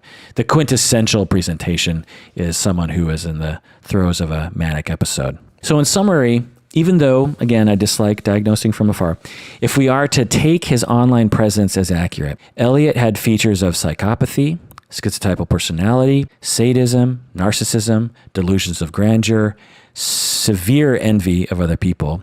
He had evidence somewhat of mania, and he was somewhat paranoid. So those are what we can say. Does that fit into any one particular diagnosis? No. But sometimes I wonder, why do we need to fit everything into one of the DSM-5 diagnoses? Can't we just list the symptoms or list the things that we observe? Can't we just do that and just leave it at that? Sometimes it's easier and more accurate to talk about things like that. So again, we have psychopathy, schizotypal personality, sadism, narcissism, delusions of grandeur, envy, paranoia, and possible bipolar. So lots there, right? And what does it all mean? I don't know, but it's just a way that us people in psychology talk. So, but before I go on out of the diagnostic section here, I just want to say one thing about mild autism that I didn't get to. And that is that a lot of people in the autistic community, a lot of people who have been labeled with autism, are getting very upset, and rightfully so, that a lot of these mass killings are being identified with autism.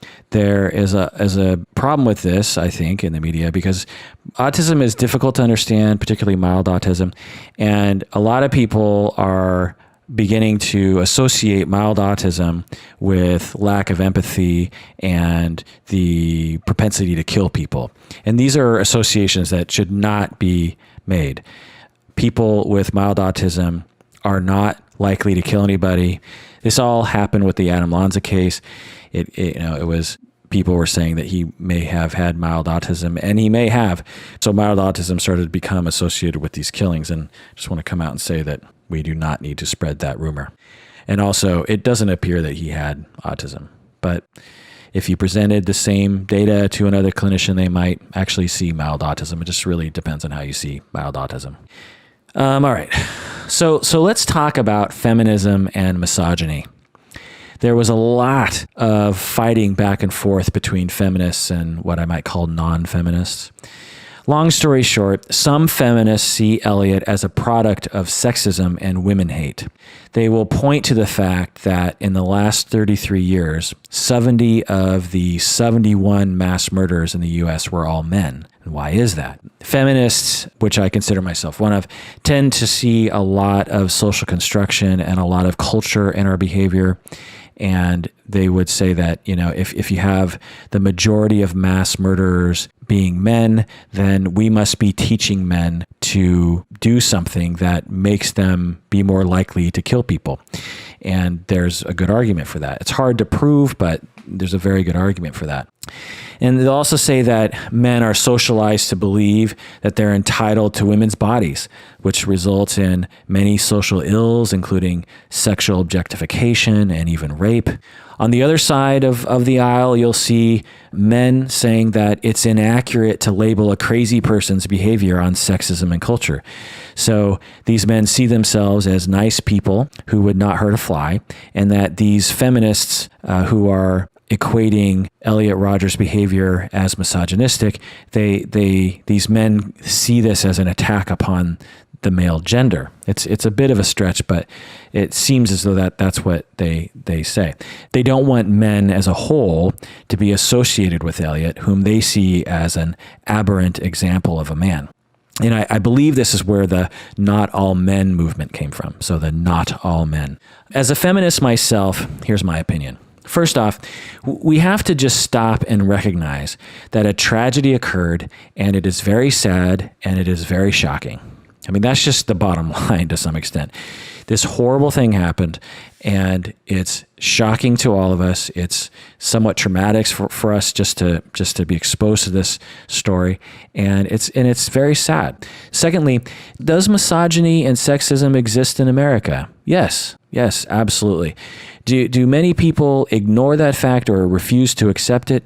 Yes, most people refuse to admit that American society is misogynistic and sexist. Are women treated unfairly in America in various ways? Yes, I could provide plenty of research that proves that women are treated differently than men. Are women regularly targeted with violence and rape by men due to misogyny? Yes, absolutely. Because we socialize men to take sex from women, to chase women down, to not accept no for an answer. We teach these messages to boys, not to all boys, but to many through various different subtle messages. And does this result in some men lacking the ability to have clear judgment?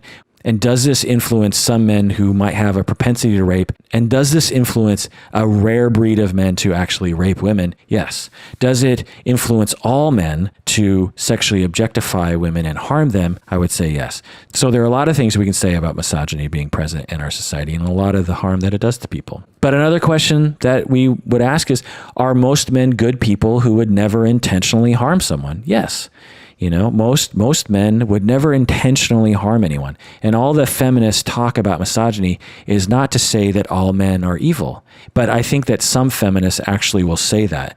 They will say that men are the problem, when in fact, men wake up, in the morning and plan to be good in the world. They plan to do good. So it's not a man against woman thing. It's an issue of our culture that we definitely need to change. All of us need to change it. And we need everyone to be on board, men and women. And there's no reason to blame anyone for growing up in a particular culture. Another question is, do we need to change our culture? Absolutely. But the most important question is this. Can we use the tragedy of the Elliot Rodger killings as a jumping off point to talk about sexism? That's really the main point that I want to bring up.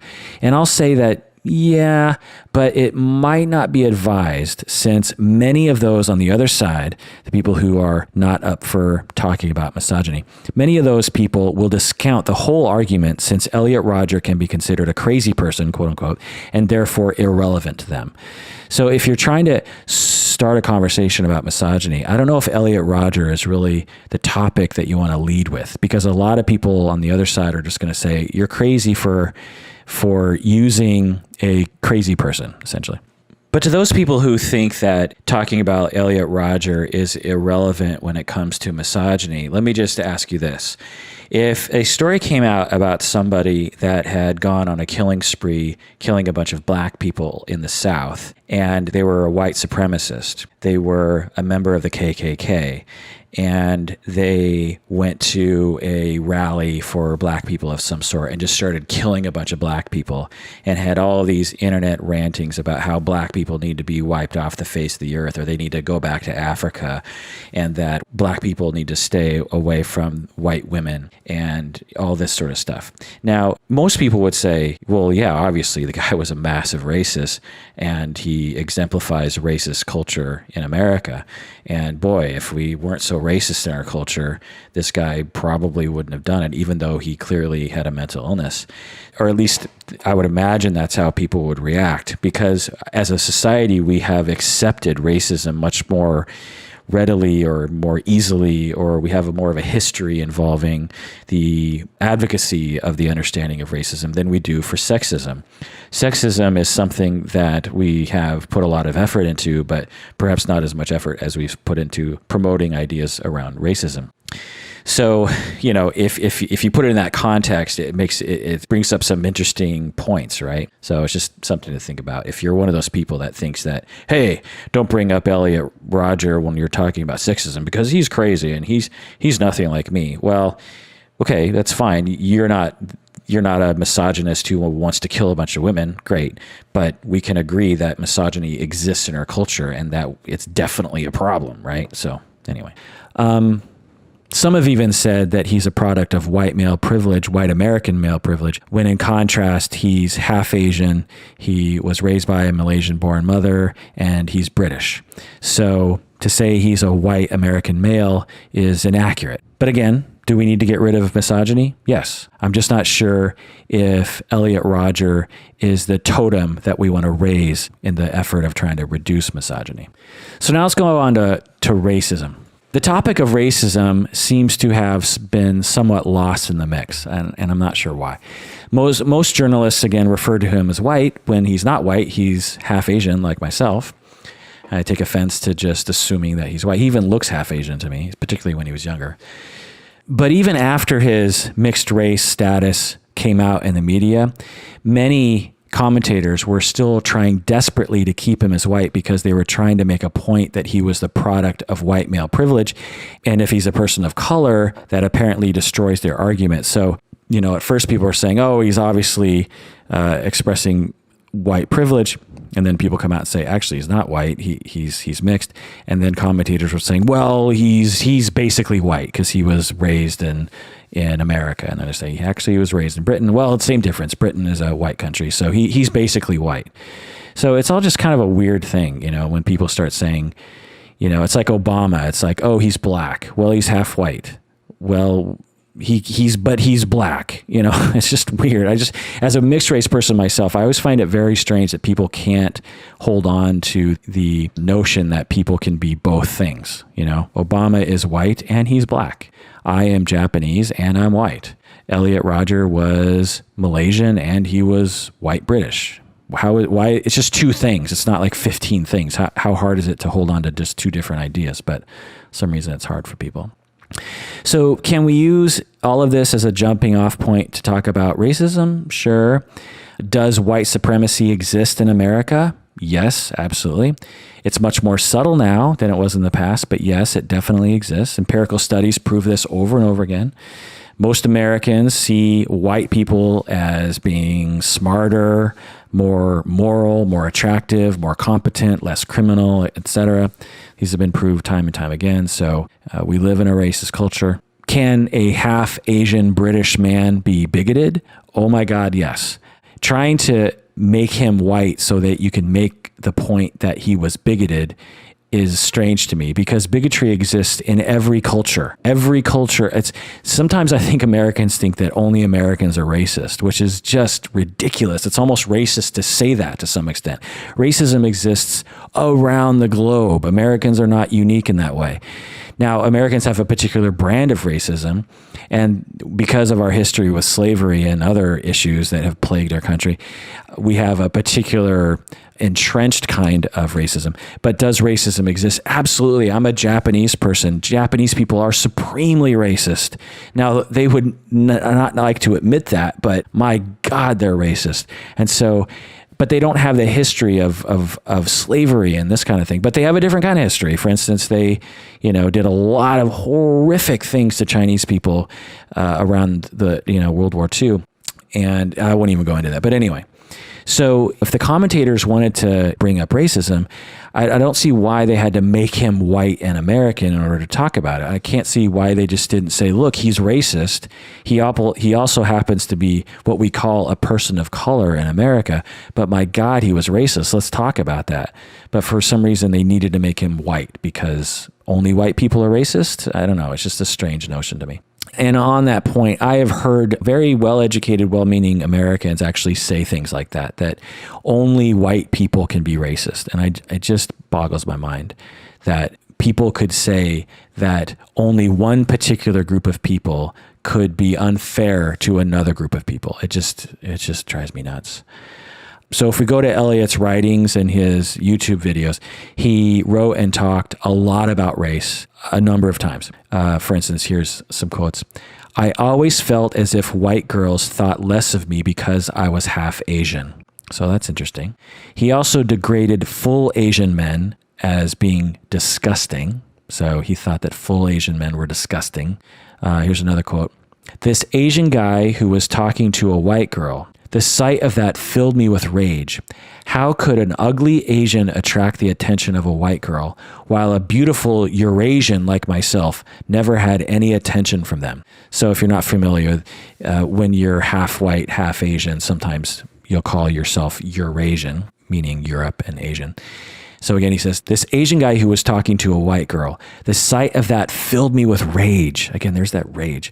How could an ugly Asian attract the attention of a white girl, while a beautiful Eurasian like myself never had any attention from them? So again, there's that grandiosity and that envy. About his Asian roommates, he wrote, these were the biggest nerds I'd ever seen, and they were both very ugly with annoying voices. So I'm guessing they had accents because they were born in Taiwan. I don't know. But he says, these were the biggest nerds I had ever seen, and they were both very ugly with annoying voices. So just, more racism there for you. He called his roommates repulsive and idiots. Here's another quote. If they were pleasant to live with, I would regret having to kill them. But due to their behavior, I now had no regrets about such a prospect. In fact, I'd even enjoy stabbing them both to death while they slept. So this is racism potentially taken to an extreme. So it appears that Elliot Rodger was a product of both sexism and racism in our culture. It makes me wonder what groups of people he would have targeted if our culture targeted different people, if you know what I mean. If our culture wasn't so racist or so sexist, maybe some of these things wouldn't have happened. But, it's impossible to tell. So another question I had, in addition to sexism or racism and other questions, is this mass killing and other mass killings like it, is it due to the prevalence of guns in the United States? Here's the big topic of guns. Oh God, where am I going? Okay, I did a lot of reading, and it's really hard to tell. There is some compelling evidence that the more guns there are in a society, the more of these sorts of killings there are. There's a lot of statistics on this, and it goes around the globe. Every country has its own policy around guns, and every country has its own amount of guns in the population, and every country has its own prevalence of mass killings. And there is a correlation between the amount of guns and how much mass killings there are, which makes sense. If you have very, very few guns in a society, then it becomes difficult to go on a shooting spree, right? Naturally. the U.S. has the most guns per capita, which shouldn't surprise you, but among all the countries in the world, the U.S. has the most guns per capita at 89 guns per 100 people. So, for every 100 people, there are 89 guns in society. And the lowest in the world is Tunisia with zero point 0.1 guns per 100 people. So we have a range from 0.1 guns per 100 people to 89 guns per 100 people. So, however, the percentage of people with guns in their homes has decreased dramatically since the 1970s. So that's interesting. It's gone from about 50% to 30%. So even though there are 89 guns per 100 people, only 30% of households actually have a gun in it. So it's an interesting statistic, and that's decreased since the 1970s. In the 1970s, about half of the households in America had a gun in it, and now it's gone down to 30%. So there seems to be a decrease in the amount of people who have guns, but of those people who have guns, they've bought more of them. So the question is, should we change our gun laws? This question comes up after every mass killing, and as a non-gun owner myself, I have to say I wouldn't mind if we started restricting the sale of guns. It doesn't affect me because I don't care about guns. But I know many people who have guns, and these people have never harmed anybody. I have lots of friends and lots of relatives that love their guns, and they have permits, and they love shooting them, and they love hunting, and they love just looking at their guns, and they would never harm a fly. These are the nicest people on the planet, and they would absolutely never hurt anyone with these guns. So I think that's one of the things that is lost to a lot of people who advocate for stricter gun laws. They just have this perception of people who own guns as like these aggressive, backwater, angry idiots or something. But in my experience, most of the people who have guns are just normal people who, for whatever reason, like to have a gun. So I don't know. It seems like the whole gun control thing is a super hot political issue, and it seems like our country will never change. It just seems like whenever this comes up, the people who want to change the laws get optimistic, and then nothing happens. And in fact, I think the laws have become even more relaxed since the killings at Sandy Hook Elementary. I thought after Sandy Hook Elementary, Adam Lanza, I thought after that there would be some action, because it seemed like such a tragedy, and it just seemed so obvious that we should not have guns out in the community in the way that they are. And I believe I heard that the gun laws not only remain the same, but became more relaxed. So I just don't see our society changing anytime soon. And personally, I wish that both sides would stop accusing the other side of being crazy. They each have their good points and their bad points. I mean, the quote unquote gun nuts have a point in that Elliot killed and injured many people with a knife and with his car. The people that are saying, we need to get rid of the guns because Elliot Rodger killed more people. He killed many people. He killed the 3 roommates with a knife. And he also ran over a bunch of people with his car. So, they'll say guns don't kill people, people kill people, and they'll figure out a way to kill people. And if they don't have a gun, they'll use a knife or they'll use a car. And, there's some logic to that. And I think the other side has to just recognize that. It really bothers me when I see debates and people don't recognize the other person's point. And I feel like when you do that, you just make the conversation an argument rather than trying to find a solution. On the other side, the quote-unquote anti-gun nuts make a good argument by saying that generally speaking, countries that have fewer guns in circulation tend to have less gun violence and less spree shootings. And so the people who are advocating for gun rights need to acknowledge that our country has a lot of guns in circulation, and we have a lot of mass shootings compared to other countries. But again, I've given up hope that the gun laws are going to be changed anytime soon. So whatever. Plus, even if we ban the sale of guns from this point forward, there are already so many guns in circulation, it might not make a difference anyway. So who knows? So after reading all the literature on guns and violence and the correlation between the amount of guns in circulation and gun laws and all this stuff, it's difficult to figure out what to do because both sides seem to make some good points. But after distilling all the research, it seems likely that if we as a country decided to move in a different direction regarding gun legislation, it seems likely that some of these incidents would be prevented. Will there be people that will have the impulse to kill a bunch of people? Yes. But there seems like there's something we can do. Like, for instance, just as an example with the assault weapons thing. Imagine if we somehow got rid of all assault weapons in the public in the United States. Well, that's not going to stop people from using handguns to kill people or stop people from using knives to kill people. But it seems like 1 out of, 10 or 20 different incidents of mass shootings, there's an assault weapon involved. And if that person didn't have access to that assault weapon, then maybe there would have been less people killed in that instance. I don't know. But it seems like a small price to pay, I think. Again, considering that I don't own guns, so it doesn't impact me. It seems like a small price to pay for a potential benefit. So I don't know. I don't know the answer, and I know there are lots of debates on either side, but it seems like we could do something. And to the people who don't want to give up the right to own guns, I just say, isn't there some compromise we can make here?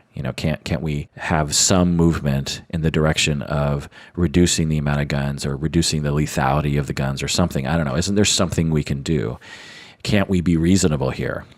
So another question I had was, are mass killings on the rise? Are they on the rise? And it seems like the answer is yes, but it depends on how you define mass killings. Some researchers, when they define mass killings in one particular way, they're not on the rise. But when you define it another way, it seems like most of the ways you would define a mass killing, it seems like they're definitely on the rise. For instance, research has found that a particular, kind of regular definition of mass killings, that these kinds of killings have increased from an average of about 5 a year prior to 2009 to 15 a year in 2013.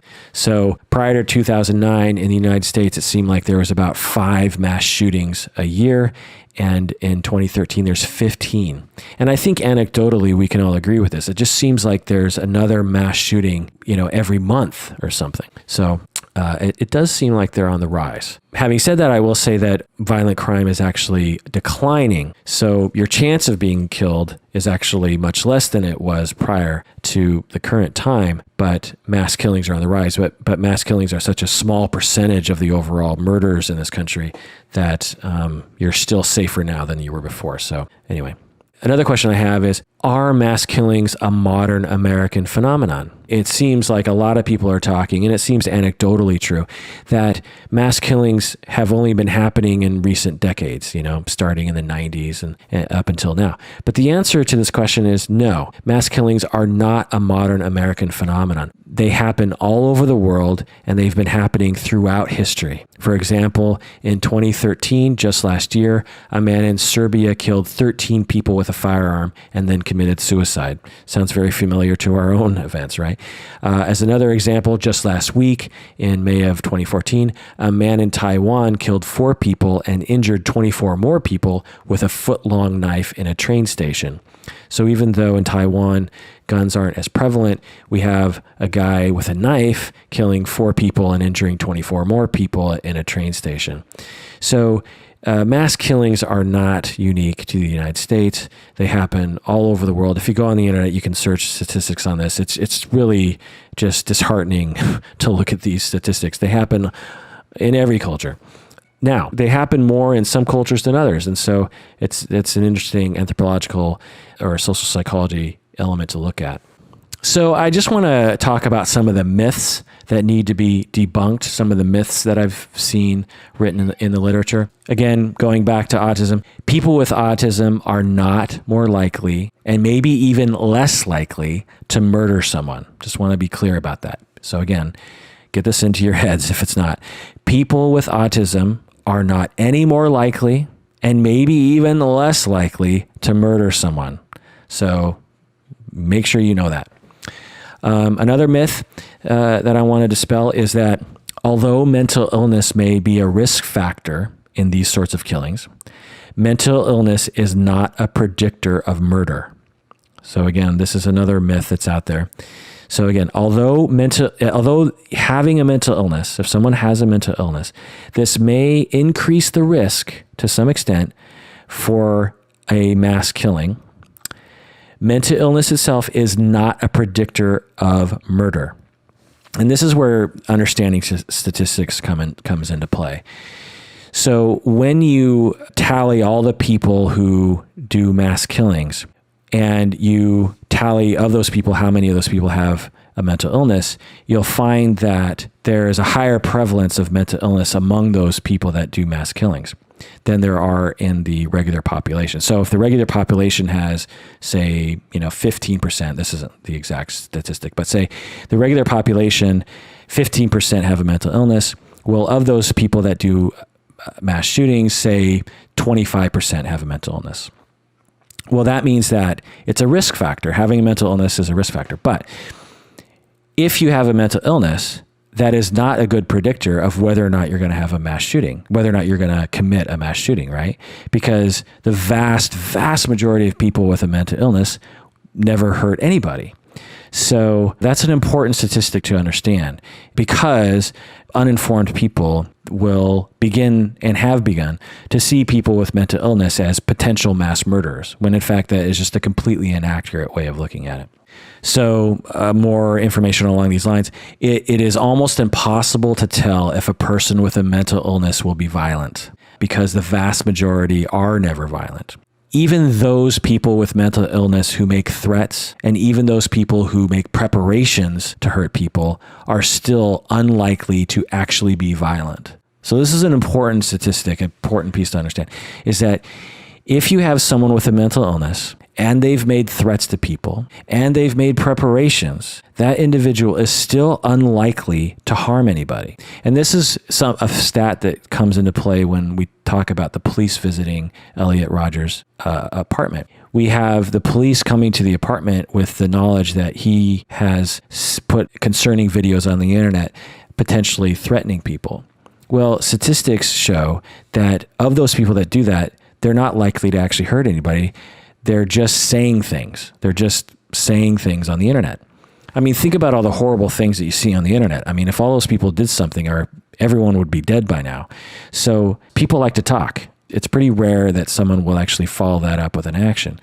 So it's an important thing to think about, and something that I think people really forget. They're not told, probably is a better way to put it, because it's not like we have newspapers with headlines, homeless man who has mental illness and has made threats continues not to harm anyone today. You're just not going to see a headline like that. But that's what's happening on a daily basis. There are people with mental illness that are making threats and making preparations and never hurt anyone. Well, they're never going to make the paper, so we're never going to hear about them, and then we have this distorted idea of mental illness and violence.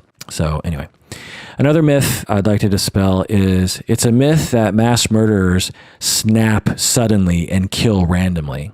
So, that's how it's portrayed in the media. It's like there's a man who everyone thought was normal, and then all of a sudden he just snapped and killed everyone. That's a myth, and we see that in the case of Elliot Rodger. Mass murderers, when they actually look back in their histories, typically plan their killing sprees well in advance. They don't suddenly snap. These people typically make plans for a long time. It's also a myth that violent video games and violent movies cause people to kill people. This is something that a lot of people believe, but it's just simply not true. Because again, the vast, vast majority of people who play violent video games and watch violent movies, which is really, at this point, most of the males in America, do not kill anybody, ever. So if these things caused violent behavior, we'd all be dead. So now let's talk about the media for a little bit. So when we look at the statistic that mass shootings are on the rise, we have to ask why. Well, one of the possible reasons, which is impossible to prove, is that the way our culture glamorizes these killings might be a factor in its rise. While it's true that we've always glamorized this sort of thing, for example, Jesse James was glamorized in the 1800s. It's possible that the glamorization has reached an all-time high in recent years in the media, resulting in an increase in the incidence of these sorts of killings. So if this is true, we might want to stop glamorizing them. Since the beginning of time, people, and perhaps mainly men, have been trying to make a name for themselves. And if people are finding it difficult to make a name for themselves, one of the easiest ways to do that is to do a mass killing. I mean, you'll definitely be talked about, right? Another thing we might want to consider doing in the media is stop having photos of the killer. When you plaster photos of the killer and videos of the killer everywhere, it sends this message to people that if you want to become famous, kill a bunch of people. You will become your image will be known by everybody, right? And, with our fame-obsessed culture, you can see how someone might be motivated by that. The other recommendation is potentially not making the media coverage 24/7 with lots of graphics and lots of different fantastic coverage, Another recommendation is don't make the body count the lead story. Don't make the story how many people they killed, because when you do that, you send this message that the more people you kill, the bigger your story will be. And so if you're planning on being a mass murderer, then it's almost like a game. You want to get as many people dead so that you can be the biggest mass killing of that year or something. You've beaten a record. And I just want to say, even though I said earlier that video games, they don't cause mass murders to happen. I was telling this story to someone earlier today, and they said, wow, it kind of sounds like he was playing Grand Theft Auto. And I have to say, it does kind of sound like that. When he jumped in his car and he's driving around those streets and he's going the wrong way down the street, and he's got his gun out the door and he's shooting people and he's talking and shooting and running over people with his car. If you've watched any slightly sadistic person play Grand Theft Auto, that's exactly the way it looks. They're driving around the town, killing people, running them over. It's eerily similar to that, but anyway. So another recommendation is make the story boring in the media. One of the ways to reduce the prevalence of copycat mass murders is to make the story really boring. If you make it super exciting, then it might be attractive to some people who are susceptible to this sort of message. All right. So the last thing I want to talk about, my God, this podcast has gone on forever, but the last thing I want to talk about is the severe shortage of psychiatric beds in the United States. This is a major problem, people. A report recently found that the U.S. has a deficit of nearly 100,000 inpatient beds. I just want you to think about that. So a report recently found, even if that's an exaggeration, say 50,000, we have 50,000, maybe 100,000 people who need to be in a psychiatric hospital, but there is no bed, and so we can't put them in there. Just so you know how the language works in my industry. It's not like they're saying they don't have a bed, like a physical cot that they can sleep on. What a bed means is that there's enough funds, public funds, that will pay for a patient to stay overnight or 24 hours in an inpatient facility. The report said that we need to have 100,000 more to meet the need of society, and that's a problem. And so what this ends up doing is those 100,000 individuals are now on the streets. They're now not being helped. They're now not being supported potentially. And the results is an increase in homelessness, which we have seen. They go to homeless shelters. They're in public parks. They're in public libraries. They're on the bus. If you live in the city, you've seen this. Well, if there were more inpatient psychiatric beds, some of those people wouldn't be there, if not a majority of them.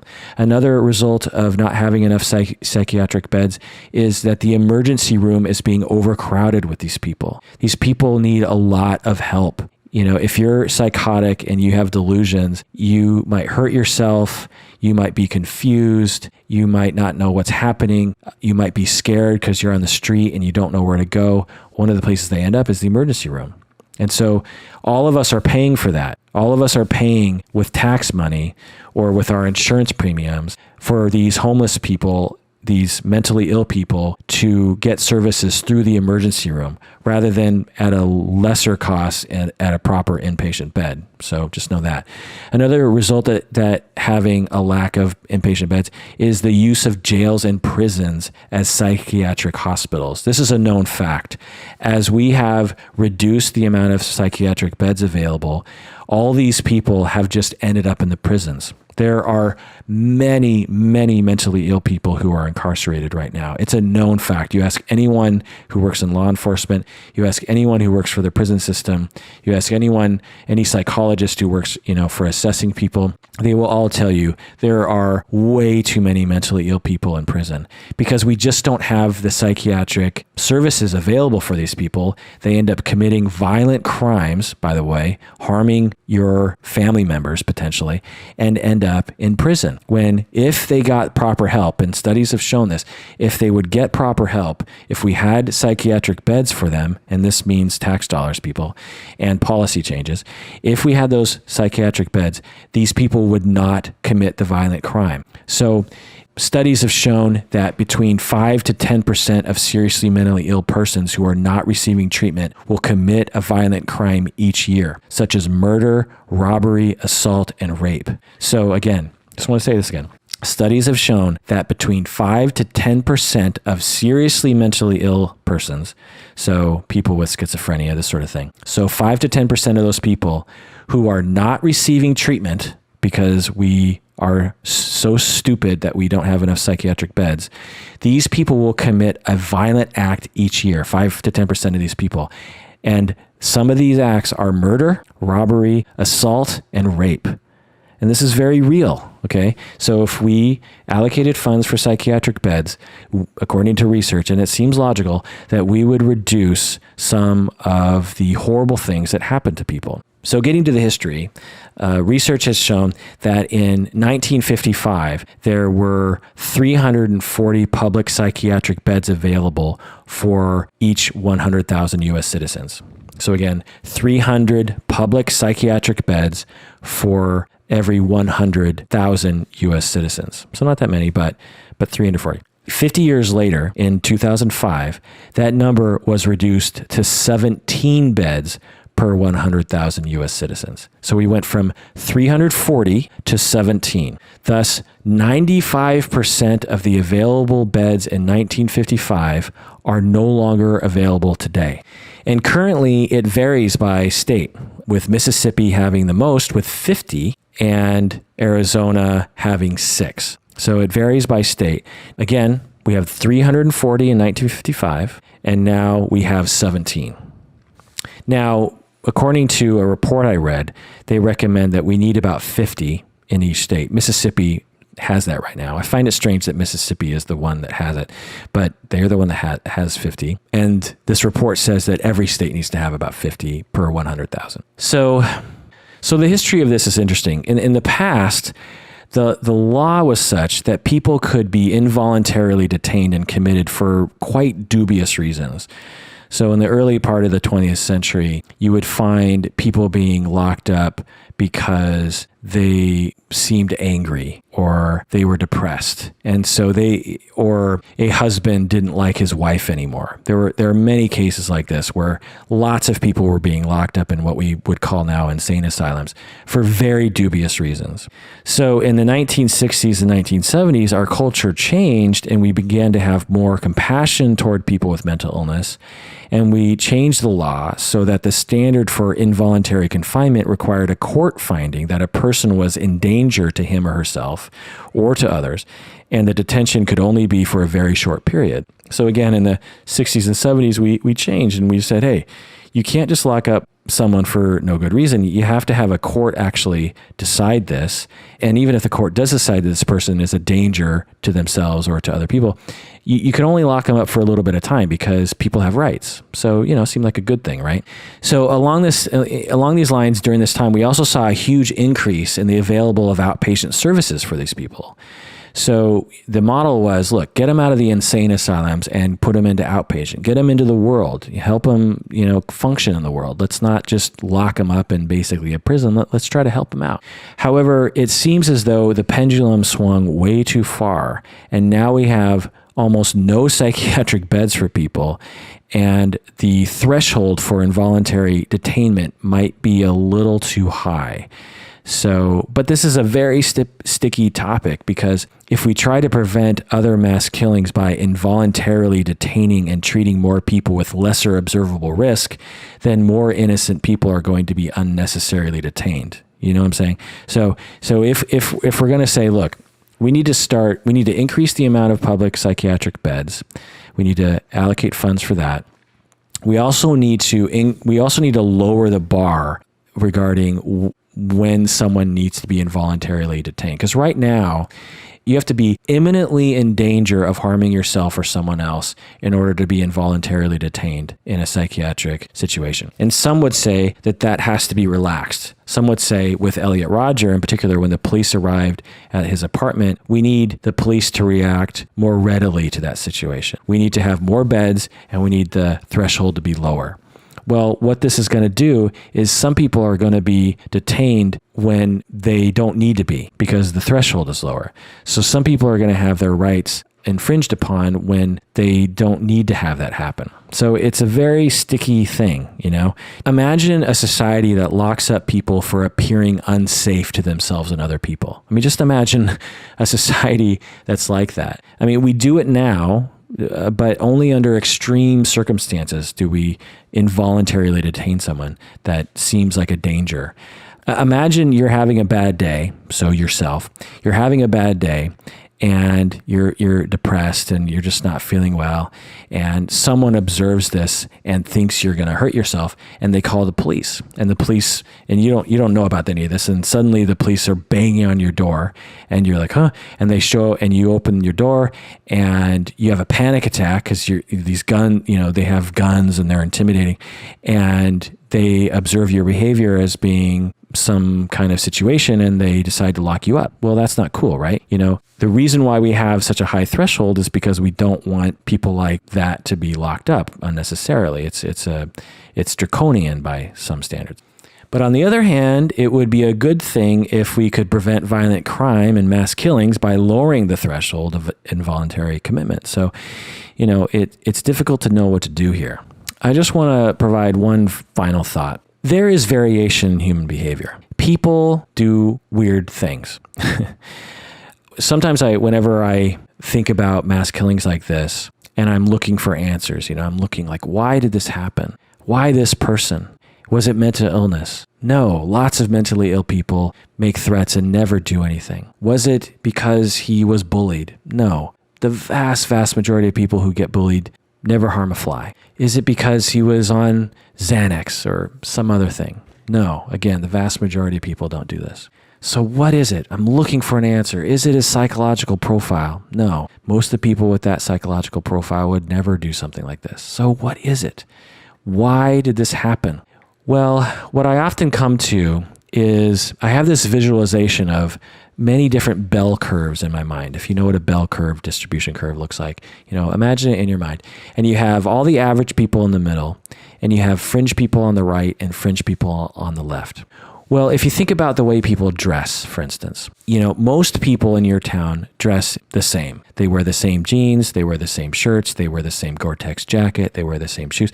There's a pretty good group in the middle, this average big chunk of people that tends to dress within a certain range. At one end of the spectrum, though, you will find people dressing very strange, but there will be very few people out there. And you will find that whatever one person can wear, someone out there is wearing it. Lady Gaga is out there wearing a dress made out of meat. Now, no one would have thought that someone would do that, right? Who in the world would wear a dress made out of meat? That is bizarre. I would never do that. That person is way out on the fringe. What made that person decide to wake up in the morning and say, I'm going to wear a meat dress? Now, when it comes to a meat dress, we think, well, that's strange behavior, but whatever. It doesn't really mean anything to us because it's just a dress. It doesn't harm anybody. But when it comes to behavior like violence, that's when we start trying to look for answers. Like no one looks to answers as to why Lady Gaga wore that meat dress on that particular day. No one is fretting over why she did that. You know, what kind of personality leads someone to wear a meat dress? It's a highly aberrant behavior. It's extremely unique. It very rarely happens, but we don't need to know why. We're okay with not knowing why someone would do that. We just say, well, you know, people are people and there's lots of variation. Well, when it comes to behavior like killing people, it's the same thing in my mind. The vast majority of people, whether they have mental illness or not, whether they come from an entitled background or not, do not kill people. Everyone has anger. Everyone will probably at some point in their life have a violent urge. And many people might even have murderous urges when they're particularly angry. But the vast majority of people never act upon that. But there's always going to be people at the fringe that will act upon that have particular beliefs, or they wake up in the morning and make particular decisions, and they end up committing those acts. That's the way that I see situations like this. It's very aberrant behavior. It's very strange, and it's one of the possible human behaviors that is available to us. You know, if someone woke up in the morning and says, "I'm going to jump and fly to the moon," well, I'm sure there's people that actually wake up in the morning and say that to themselves, but they can't do it because it's not physically possible. Of all the various different things one can wake up in the morning and decide to do, one of them just happens to be, I'm going to go on a mass killing. And they have the ability to do that. They have the ability to actually carry out that impulse. And so when you have 7.5 or 7 point whatever billion people on the planet, you have a very large amount of people waking up in the morning and making decisions to do things with their day. And if you have enough people and you have the means to do so in that society, you're going to have some of those people committing some very strange behaviors, like wearing a meat dress or going on a mass killing. Now, I don't want to demean or belittle or minimize mass killings as somehow as innocuous as wearing a meat dress. Mass killing is not innocuous. It's a horrible, evil, heinous, destructive, traumatic act. But I just want to point out that human behavior varies. And sometimes there's no answer as to why it happens, or at least no satisfactory answer.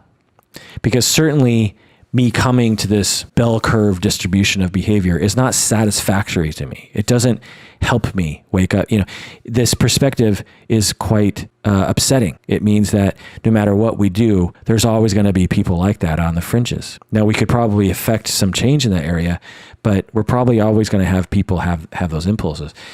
But I would much rather have some answer that is fixable, like let's do blank, and that will never happen again. But the more and more I look at situations like this, the more I realize that it's just going to happen. And again, it happens in every culture, in every country, in every society.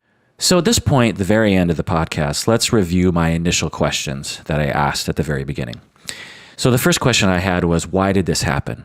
Why did Elliot Rodger kill all these people? And it seems like there's no easy answer.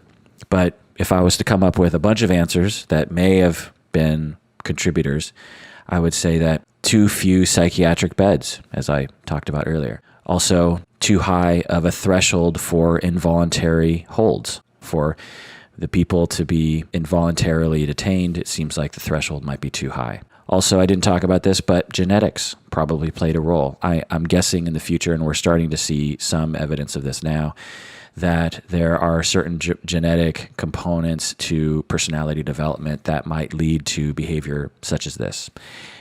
They'll never find, I'm sure, a gene that will lead to mass shootings, of course, because that's ridiculous.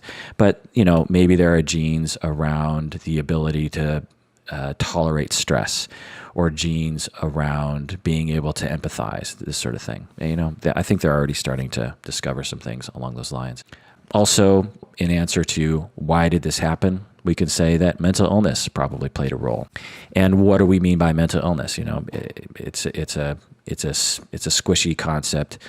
One way of seeing it in this light is that Elliot Rodger had something different about the way that his nervous system operated. And because of that difference, it led to a lot of suffering for him. I mean, clearly he was suffering his entire life, and eventually culminated in him feeling as though it was a good decision for him to kill a bunch of people and then kill himself.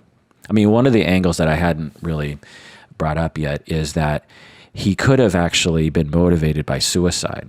He certainly was suffering. He certainly had exhibited a lot of reasons why he didn't like his life. And he likely was thinking about suicide. And sometimes when people think about suicide, they also think about doing something else just before they die, like killing other people. So if he hadn't have been suicidal, might he have done this? I don't know. So it's another thing to think about. Sometimes people think about these mass shootings as motivated primarily by trying to kill a bunch of people, and then they're backed into a corner and then they kill themselves. But another possible way of looking at this is that they started off with the motivation of suicide and then thought, well, what's one last thing I can do? So that's another way of looking at it. Another reason as to why this might have happened might have been the potential trauma that I alluded to a couple times. There's no direct evidence of that, at least as of yet, but it seems like there's some arrows pointing at the possibility that he was traumatized as a young child. But that's just speculation. But all this is speculation. So another reason why this might have happened was because there might be too many guns and ammunition in circulation. Anyone who wants to commit a mass shooting has ample access to as many guns as they want and as much ammo as they want. So just another thing to think about. Another reason as to why did this happen? According to many people, we live in a society with a culture of glorifying violence. We live in a culture of misogyny and racism. And he seemed to exemplify the exaggerated version of this. The Grand Theft Auto culture, the sexist culture, the culture of rape, the culture of racism. He seemed to be an exaggeration of this. And if we didn't have a culture like that, might he have done this? Unknown. A lot of speculation. And the last reason that I came up with as to why this happened was it's just a potential variance in human behavior regardless of culture. Again, as I was talking about earlier, there's always going to be a variance in human behavior, and some people are going to have impulse to do this. Now, does that mean that we should just give up and accept that these things are going to happen? No, because there's a lot of things that we could probably do to prevent this. Actually, that's not the last reason I came up with regarding why he might have done this. Another area to look into is his psychodynamic reasons. Now, again, as with all of this podcast, this is complete speculation, and the following discussion about his psychodynamic reasons are extremely speculative based on internet information. And also, some of you might even consider it to be psychobabble, considering that psychodynamic formulations are sometimes seen as such, and I appreciate that. It's a model that I like to apply to people, but it's not as if I believe that these things are hard science, if that makes any sense. And before going into this explanation, I just have to point out that my own particular psychodynamic theory is particular to me. Many of my ideas are shared by others, but some of my ideas are actually quirky to me. So don't think that I'm representing mainstream psychodynamic thought. So one possible way of looking at why he did this was that he internalized society's notions as a way of protecting him from the onslaught that he felt. So for whatever reason, early in his childhood and throughout his adolescence and into his adult life, he felt as though society was harming him. He felt that the world was harmful. And one of the ways to protect yourself from that internally in your mind is to start internalizing strong things. The example that I like to give is, who are the most insecure people on the earth? Well, they're teenagers. And who are the people on the earth most likely to idolize somebody? Well, they're teenagers. Teenagers are extremely likely to have posters of their most favorite people on their walls. Well, I grew up in the 80s when they still had posters. Do people still have posters? Probably not. They probably have like digital poster rooms on their computers or something. But anyway, all of us anecdotally can remember or see cases where teenagers will idolize certain people. And as people age, they tend to idolize less. And young children tend not to idolize as much, or they idolize their parents. There's a lot of ideas about this. But anyway, one way of looking at this is that when people are insecure, they will look toward a strong persona to internalize into themselves as a way of trying to gain that strength.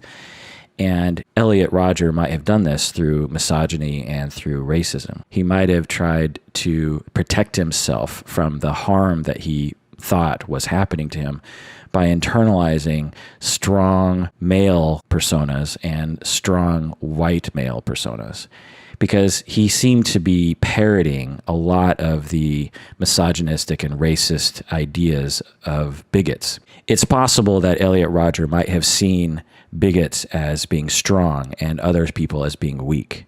And so he might have internalized these messages as a way of trying to gain that strength. Another way of looking at this through a psychodynamic lens is that he grew up feeling extremely rejected, clearly, right? And he probably felt that way since he was a young child. And if we're going to look at his psychodynamics, we have to look at his experience. We have to imagine what his experience was like.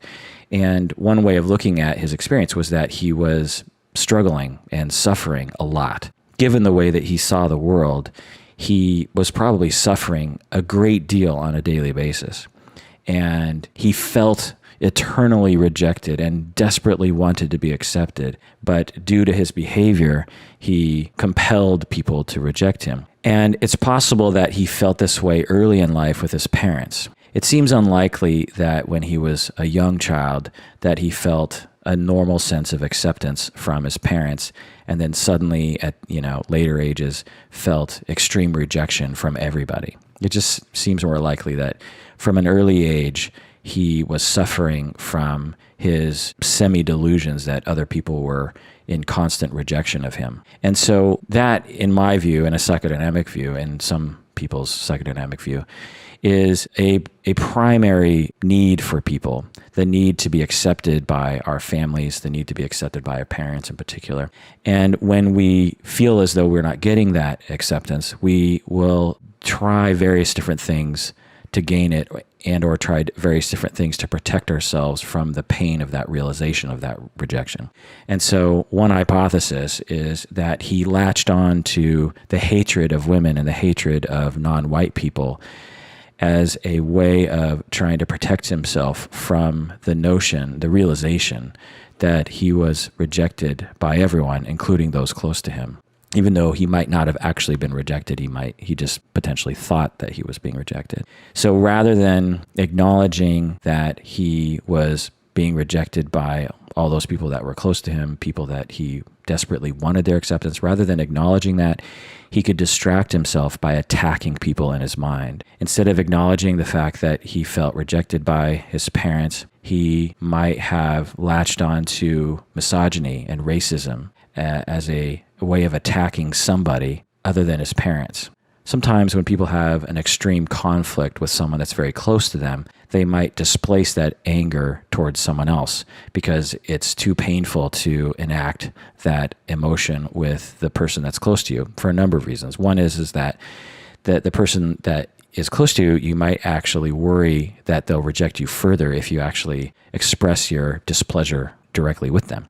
Another reason might be, again, that if you express your anger towards the person that is close to you, you have to acknowledge first that they're the person that you are hurt by. And that conscious realization might be too painful for some people. So again, this might be all psychobabble to you, but this is how I tend to think about people sometimes. Another relationship that I wish I had more information on was his relationship with his sister. He has a younger sister who grew up with him, and it would be interesting to find out what her reaction was and how his relationship was with her. He had an extreme anger toward women, and his sister was a young woman, so what was his associations with her? It's just a question. And did his upbringing have anything to do with that? Again, this is all just complete speculation and even just flat out making stuff up.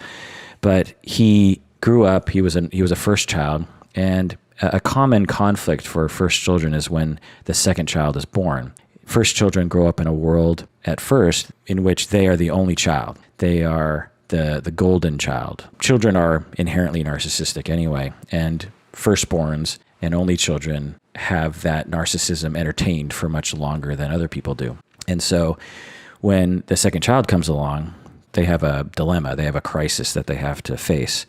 They have to navigate an interpersonal reality that they are not the center of the universe anymore, the way that they used to. And there is a way of coming out of that in a healthy way. Like, well, even though I have a younger sibling, I still know that my parents love me. They're just not going to give me 100% of their attention anymore because I have a younger sibling. And most people are able to navigate that in a healthy way. But a lot of people, for whatever reason, have difficulty with that. And so it's possible that in that crisis, he came out of it very hurt, very damaged, and eternally felt rejected and resentful of girls. So again, complete speculation, but another possibility. Another area, again, of complete speculation that I see happening with people like this, people who are narcissistic, is that when they're young and throughout their childhood, they're told that they are very special while at the same time being denied certain needs.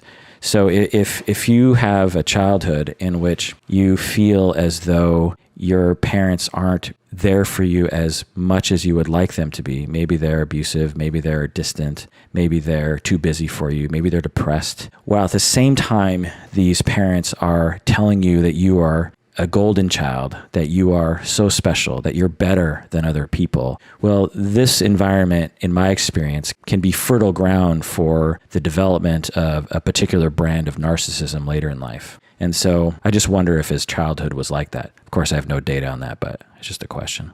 Another question that I have is what effect the move from Britain to LA was like for him. Moves for children and for people are very traumatic, but particularly for children sometimes because they have a difficult time soothing themselves and they become attached to certain people and certain places, perhaps much more strongly than adults do.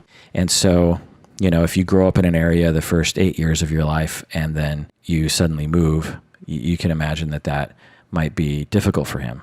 And maybe that's when some of these issues started to arise. Maybe when he was young, he had a propensity to feel rejected, but was doing mostly okay. And then he moves, and his propensity to feel rejected became exaggerated by the stress of having to meet new people and new friends. So just a question there. Also, of course, his parents got divorced. What effect did that have on his psychology? Now, this isn't to say that kids who move or get divorced end up being spree killers. By no means am I saying that because, divorce is highly prevalent. But if someone has a tendency in a particular direction, a number of stressors can push them down a particular road. And so it's just a question. You wonder how he reacted to the divorce. And also, I wonder how much conflict his parents had prior to the divorce. In my experience, people will have a lot of conflict prior to a divorce, and they have difficulty shielding the children from the knowledge of this conflict. In some families, the children are, to some extent, abused by being exposed to 99% of that conflict. And some children are even dragged in, like, daddy saying, you love me more than you love mommy, right? Because mommy's crazy and she likes to cheat on people and she's going to reject you just like she rejected me. And so people will definitely have conversations like that. I mean, divorces bring out the worst in people. And so I just wonder what the divorce was like for Elliot. Now, it could have been, that the parents navigated the divorce extremely healthily. So, again, it's all just questions. Another thing to think about in terms of Elliot Rodger's psychodynamic makeup is what effect his father's professional failings had on Elliot. Again, it's all questions at this point. There's no way to know. But it's clear that Elliot, from his writings, felt ashamed of his father's professional shortcomings or professional quote-unquote failures. As I mentioned earlier in his writings, he mentions that. So I can just imagine in this family, the family is very dependent on the father's income, and he decides to invest all of his money. I read that he invested something like $200,000 of his own money into that documentary that he made about God. And it's a huge gamble, right? And you put in a lot of work and you're rolling the dice. And apparently it didn't pay off. Well, it's likely that the family was going through a lot of stress during that time. Maybe there was some conflict. It's unknown, but definitely financial stress, right? And Elliot was in the midst of that emotional system and that emotional family system. And what effect did that have on Elliot? Did that give Elliot certain ideas? Again, we can assume that Elliot might have had a genetic disposition toward a particular kind of difficulty. Did this financial difficulty in the family push him down a particular road that only people born with his genetics have available to them? He certainly had a lot of ideas of entitlement. He certainly tried to puff himself up. He certainly tried to give off the impression that he was a very special person worthy of respect and fame. And, oh, this is interesting. I never thought about this. In a sense, his videos were almost a documentary, right? His videos have become basically a documentary about someone who goes on a mass killing. And his father, when he was young, Elliot was young, Elliot watched his father do just that. He watched his father film a lot of things, trying to succeed, trying to become famous, trying to have his documentary do well, all the while investigating God. And then we have this parallel with Elliot filming himself repeatedly and documenting something big that was about to happen. In a way, you might see this as Elliot's way of showing up his father, or even being loyal to his father, saying, look, I can carry this flag for you and the family and provide fame for the family in this way. I know how to do this. Again, it's all potential psychobabble to you, but just thoughts that I have. Another area of exploration that I would love to conduct would be his relationship with his mother and his stepmother. He clearly had a lot of anger towards women. And where did this come from? Did it come from his relationship with his mother? Did it come from his relationship with his stepmother? A lot of children, when their parents remarry, a lot of children will hate the step-parent. And it appears that Elliot was one of those children. He wrote about how much he hated her and even planned on killing her at some point. So did this entry of this other person into the family when the father married this other woman, did this challenge him and lead to Elliot hating her and therefore hating all women? And as a way of displacing that anger, he decided to kill other women or target other women. Again, could be psychobabble, but it's an interesting thought to think about, for me anyway. So another question I had at the beginning of the show was, who is this guy? Who was Elliot Rodger? It's difficult to know who he is, who he was. It's difficult to answer that question. As his father said, he was an enigma. Another question that I had at the beginning of the show was, who were the victims? He injured many people, but of the people that have died, there were 3 Taiwanese nationals who were going to school at UCSB. 2 of them apparently were roommates of his. There were 2 women victims, Catherine Cooper and Veronica Weiss, who were going to UCSB. Then there was Christopher Michael Martinez, who was 20 years old. Another question I had at the beginning was it the parents' fault? I would say, after reviewing all the things that I reviewed, I would say that it's not likely that the parents can be blamed for this event. It's unsure. More information is probably needed to really make a full evaluation of that. But the parents seem to be doing all the things that we expect parents to do in situations like this. Pay attention to the situation, get him help. They even called the police when they thought that he was dangerous. A lot of parents wouldn't do that, and they did that. So, the mother called the therapist, who called the police. But another question I had at the beginning was, is it the police fault? Can we blame the police for this? And I would say perhaps, but it's probably not the fault of the individual police officers, because they were probably trained to respond in this particular way, and their experience probably told them that the likelihood of this person committing crimes is probably low, because again, most people that present like this don't ever do anything. I would say that it's probably the fault of the way that the system works. And again, it's a sticky thing, because if we lower the bar to involuntarily detain people, then a lot of innocent people are going to start getting detained. And do we really want the police to be doing that? So it's a questionable issue there. Another question I had at the beginning of the show was, is it the mental health system's fault? And I would say perhaps, because again, not enough psychiatric beds, not enough advocacy for this sort of thing in my field. I feel like it's a forgotten issue. Not a lot of people are trying to change our system in this way. And I think if we did, we might see a reduction in these sorts of killings. And we might have seen Elliot Rodger actually get help for this. Speaking of Elliot Smith, I mean, he killed himself. He's my favorite singer-songwriter. Another question I had was it the mental health professionals' fault?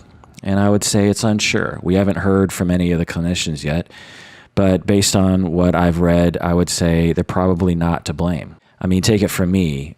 Mental health professionals see a lot of people like this, and the vast majority of clients who present like this never hurt anybody. And then when one of the therapists was exposed to some of the more extreme behaviors that he was exhibiting, the therapist did call the police, and the police didn't do much. So can we blame the mental health professionals? I don't know yet.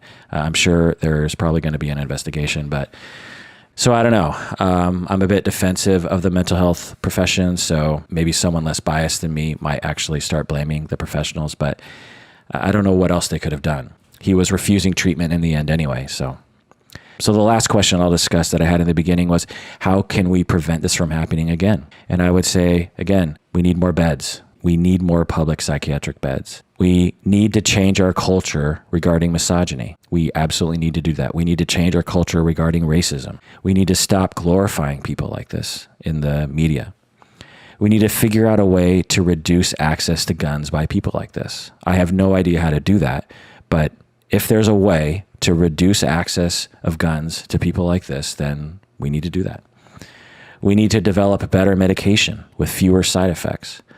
He incidentally stopped taking his medication, apparently, because he didn't like the side effects. And this is what a lot of people say. There are potentially a lot of side effects to some medication, and we need to work on ways to reduce those side effects so that people will take their medication. We need to conduct more research on people such as these people. It's difficult to study these people because they often kill themselves, and they're few and far between, and they often don't present in a similar fashion. But I think psychology could do more to research people like this. We also need to reduce the stigma of therapy and medication. If our society had less of a stigma around therapy, maybe he would have gone more often. Maybe he would have listened to his therapist more. It's not uncommon in my experience to see people his age not go to therapy because they don't think that they need it. And why don't they think that they need it? Because they're told that therapy is for weak people, and they don't want to go because they don't want to be stigmatized as being weak or crazy or something like that. So if we had a different culture around therapy, and it's changing, it's getting better for sure. But if we did some more, maybe we would see more people who need to get help actually get the help that they need. So I just got an alert email from my university where I work indicating that there was a shooting at a neighboring university. Quite a coincidence, right? As I'm finishing up this podcast about a killing at a university or associated with a university in California, I just get an email saying that at Seattle Pacific University, SPU, a gunman walked into the university and shot a bunch of people and may have even killed one person. If anyone remembers the podcast episode in which I talked about infidelity, if you remember, I talked about going to a training. Well, that training was at SPU, was at this university. And it's a small university, so I know exactly where this shooting took place at this university. And actually, I have a long relationship with this university. I've had many friends go there. And at Antioch, my department is actually quite close to the corresponding department at SPU. And so we often will do things together as universities, as programs. So I'm looking at news articles right now, and I am freaking out. It's terrible. So again, these sorts of things happen all the time, apparently, and even just close to my home, close to my university. And here we are. I don't even know what to say. I don't know what to say other than, well, that does it for another episode of Psychology in Seattle. Thanks for joining me on this long journey with a twist at the end.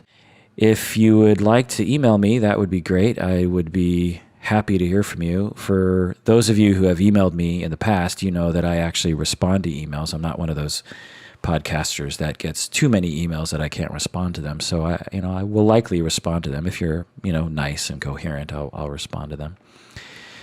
So if you have any thoughts at all, just send me an email. I'd love to hear from you, because I always wonder what people think. When I record these podcasts, I think, is anyone listening? Because the statistics say thousands of people are listening, but it's always a strange experience to record a podcast, put it out there, and not get any response, and think, well, there's a possibility that thousands of people heard me, and there's a possibility that no one heard me. There's just really no way to know. So I'd love to hear from you. If anything, just to know that you're out there, and maybe even something uplifting, because I'm feeling a little depressed right now after reading these news articles that just popped up. It makes me wonder if people are going to walk into my university and kill people that I know, or even myself. So I don't know. It's just a scary world, I suppose. So that does it for another episode of Psychology in Seattle. Thanks for joining me, and please, please take care of yourself.